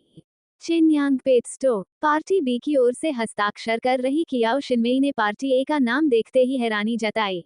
लुओ चेन उसकी तीव्र प्रतिक्रिया देखकर थोड़ा हैरान रह गया। क्या हुआ? क्या कोई समस्या है? कियाओ शिनमेई को अपनी प्रतिक्रिया का एहसास हुआ और वह शर्म से लाल हो गई। कुछ नहीं, मुझे बस थोड़ी हैरानी हुई कि पालतू जानवरों का खाना खरीदने के लिए आप इस स्टोर का प्रतिनिधित्व कर रहे हैं। एक सरल स्पष्टीकरण के बाद उसने उम्मीद भरी निगाहों से लुओ चेन की ओर देखा। क्या तुम इस बार खाना खरीद रहे हो क्योंकि दुकान में जल्द ही नए जानवर बिक्री के लिए आने वाले हैं? इन जानवरों का फिलहाल पालन पोषण किया जा रहा है, इसमें शायद थोड़ा और समय लगेगा, लुओ चेन ने सच्चाई से कहा। इन जानवरों को कुछ समय तक आध्यात्मिक झरने के जल से पोषित करना जरूरी था और फिर उन्हें बेचने से पहले लुओ चेन द्वारा तैयार किए गए प्रशिक्षण कार्यक्रमों की एक श्रृंखला से गुजरना था। आखिरकार एक ही प्रकार के जानवर के लिए चिन्यांग पेटस्टो केवल सबसे अच्छे जानवर ही बेचता था। कियाओ शिनमेई ने उत्सुकता से लुओ चेन की ओर देखा और पूछा, क्या मैं अभी एक का प्री ऑर्डर कर सकती हूँ? ओह, लुओ चेन ने ईमानदारी से मना करते हुए कहा, बड़ी बहन, फिलहाल स्टोर में बीस्ट्स के लिए प्री ऑर्डर स्वीकार नहीं किए जा रहे हैं। कृपया खबरों के लिए स्टोर के आधिकारिक अकाउंट पर नजर रखें। ये सुनकर कियाओ शिनमेई थोड़ी निराश हुई। तो फिर 12 साल के एक लड़के के पहले अनुबंध के लिए किस प्रकार का जानवर उपयुक्त रहेगा? आप कम से कम एक सुझाव तो दे सकते हैं, है ना? लुओ चेन ने इस अनुरोध को अस्वीकार नहीं किया। पहला जानवर सबसे पहले साथी के रूप में एक युवा व्यक्ति के विकास के दौरान उसके विश्व दृष्टिकोण को आकार देने में भी एक बहुत ही महत्वपूर्ण जानवर है। सबसे पहले शांत स्वभाव को प्राथमिकता देना सबसे अच्छा है, फिर उसके विकास की संभावनाओं पर विचार करें। यदि परिस्थितियां अनुकूल हों, तो ऐसे जानवर का चयन करें जिसमें राजा जानवर बनने की क्षमता हो। अगर परिस्थितियां अनुकूल न हो, तो ऐसा बीस्ट चुनने की कोशिश करें जो स्पिरिट बीस्ट अवस्था तक पहुंच सके। फिर आप अपने मुख्य युद्धक बीस्ट को बदल सकते हैं। इससे आपकी प्रगति में कोई बाधा नहीं आएगी। किंगयांग शहर के लिए fine steel butterfly, frost wolf, Qian fire Lan और सिल्वर वॉहर्स सभी उत्कृष्ट विकल्प हैं। किंगयांग शहर आखिरकार एक निम्न श्रेणी का शहर था। ये जीव जो आत्मा जीव बनने की क्षमता रखते थे और राजा जीव बनने की संभावना भी रखते थे, पहले से ही शीर्ष स्तर के जीवों में शामिल थे। हालांकि ये सब कहने के बाद लुओ चेन ने कियाओ शिनमेई को एक ऐसी नजर से देखा जिसका अर्थ था, किसी किताब को उसके कवर से नहीं आंकना चाहिए। वह इस बात से हैरान थी कि उसका बच्चा इतनी बड़ी उम्र का हो गया था कि वह किसी राक्षस से संबंध बना सके। उस नजर ने कियाओ शिनमेई को क्रोधित कर दिया और उसने कुछ दांत पीसते हुए स्वर में कहा, मैं अपने छोटे भाई के बारे में पूछ रही हूँ। ओह, लुओ चेन के शांत रवैये ने कियाओ शिनमेई को तुरंत निराश कर दिया। उसने हार न मानते हुए पूछा, अगली बार जब आप पालतू जानवरों की दुकान पर जाएंगे, तो वहाँ अभी भी फेयर्स बीस्ट्स बिक्री के लिए उपलब्ध होने चाहिए, है ना? चिन्यांग पेट स्टोर के पिछले व्यावसायिक उद्घाटनों पर नजर डालें तो शुरुआती उद्घाटन के समय बेचे गए सभी जानवर निम्न स्तरीय भयंकर जानवर थे। तब ऐसी स्थिति उत्पन्न हुई जहां उच्च श्रेणी के भयंकर जानवर और निम्न श्रेणी के भयंकर जानवर एक साथ बेचे गए, जिनमें उच्च श्रेणी के भयंकर जानवर ऐसे प्रकार के थे जो कि यांग शहर में पहले कभी नहीं देखे गए थे। इसके बाद लगातार 2 बार निम्न स्तरीय स्पिरिट बीस्ट्स और उच्च स्तरीय फेयर्स बीस्ट्स का सामना हुआ। इससे लोगों को ये सोचने पर मजबूर होना पड़ा कि क्या अगली ओपनिंग में सीधे तौर पर उच्च स्तरीय स्पिरिट बीस्ट्स और निम्न स्तरीय स्पिरिट बीस्ट्स बेचे जाएंगे और अब फेयर्स बीस्ट स्टेज बीस्ट्स नहीं बेचे जाएंगे। स्टोर के संचालन के तरीके को देखते हुए ये पूरी तरह से संभव था, इसलिए स्टोर की एक सामान्य प्रशंसक के रूप में कियाओ शिनमेई ने ये सवाल पूछा। लुओ चेन ने भौहें चढ़ाते हुए कहा, 100% गारंटी नहीं दे रहा हूँ। कौन जाने, लेकिन अगर चेन्यांग पेट स्टोर के आधिकारिक पेज पर और भी अनुरोध आते हैं, तो शायद ऐसा हो जाए। आखिर मैंने सुना है कि पेट स्टोर की मैनेजर अपने प्रशंसकों को बहुत पसंद करती हैं। कियाओ शिनमेई ने वास्तव में इस काम की व्यावहारिकता पर गंभीरता से विचार किया। लुओ चेन को इस बात का जरा भी अंदाजा नहीं था कि उसकी इस मामूली टिप्पणी से चेन्यांग पेट स्टोर के आधिकारिक अकाउंट पर संदेशों की बाढ़ आ जाएगी। पालतू जानवरों के खाने की दुकान से निकलने के बाद लुओ चेन कुछ अपेक्षाकृत दुर्लभ संसाधन खरीदने के लिए छठी मंजिल पर स्थित किंग्युन दुर्लभ वस्तु नीलामी घर गया। अपनी पहली यात्रा की तुलना में उनकी दूसरी यात्रा कहीं अधिक परिचित थी। उन्होंने आवश्यक सामग्री प्राप्त करने के लिए 10 लाख से अधिक स्पिरिट कॉइन खर्च किए। बाहर के अपने सभी काम निपटाने के बाद लुओ चेन एक निजी कार से चेन्यांग पेट स्टोर वापस आ गया। दुकान पर पहुंचने पर बानमो कहीं नजर नहीं आया। संभवतः इलाज के बाद वह पालतू जानवरों की दुकान से चला गया था। हालांकि लुओ चेन ने सू मुकिंग को देखा, जो काफी समय से लापता थी। घर लौटने और लुओ यांग को स्कूल छोड़ने के कुछ ही समय बाद उसकी मां, जो दिखने में सौम्य थी लेकिन वास्तव में कभी खाली नहीं बैठती थी, वह जल्द ही एक गुप्त क्षेत्र की खोज में फिर से शामिल हो गई। वह 10 दिनों से अधिक समय से बाहर थी और अभी अभी लौटी थी। हालांकि उसकी भौहों के बीच थकान की झलक थी, लेकिन उसका मनोबल काफी अच्छा था। शाओ चेन, हम, अच्छा, तुम्हारा वजन थोड़ा बढ़ गया है। सू मुकिंग ने स्नेहपूर्वक लुओ चेन के गालों को चुटकी से दबाया, जो हाल ही में थोड़े मोटे हो गए थे। माँ, इस बार गुप्त लोक की आपकी यात्रा कैसी रही? लुओ चेन ने सू मुकिंग को अपने कोमल गाल खींचने की अनुमति देते हुए स्पष्ट रूप से पूछा। बुरा नहीं है, माँ, अब spirit beast 9 star beast master बन गई हैं। ओह, तुम्हारे कौन से जानवर आगे बढ़े? सू मुकिंग ने हल्की सी मुस्कान बिखेरी और लुओ चेन के गाल को तकलीफ दे रहे अपने हाथ को छोड़ दिया। उसने सफेद पंखों और चौड़े परों वाले एक विशाल पक्षी को बुलाया। तो ये हाओयू फिंच था। तो दोस्तों, लुओ चेन और उसकी बीस्ट शॉप की रोमांचक कहानी का यह सफर यहीं रुकता है। लेकिन रोमांच अभी खत्म नहीं हुआ है। क्या लुओ चेन हर जानवर के उस गुप्त इवोल्यूशन मार्ग को खोज पाएगा? क्या उसकी दुकान इस पूरी दुनिया की सबसे बड़ी ताकत बन पाएगी? ये सब हम जानेंगे आने वाले एपिसोड्स में। अगर आपको आज का ये भाग पसंद आया तो वीडियो को लाइक करके अपना प्यार जरूर जताएं, और इस बीस्ट टेमिंग की दुनिया का कोई भी हिस्सा मिस न करने के लिए चैनल को सब्सक्राइब करें और बेल आइकन जरूर दबाएं, ताकि अगला एपिसोड अपलोड होते ही आपको नोटिफिकेशन मिल जाए। आपको लू चेन का यह सीक्रेट सिस्टम और उसका अंदाज कैसा लगा? अपनी राय कमेंट बॉक्स में जरूर लिखें। मैं आपके कमेंट्स का इंतजार करूंगा। मिलते हैं अगले एपिसोड में, तब तक के लिए अपना ख्याल रखें। शुक्रिया।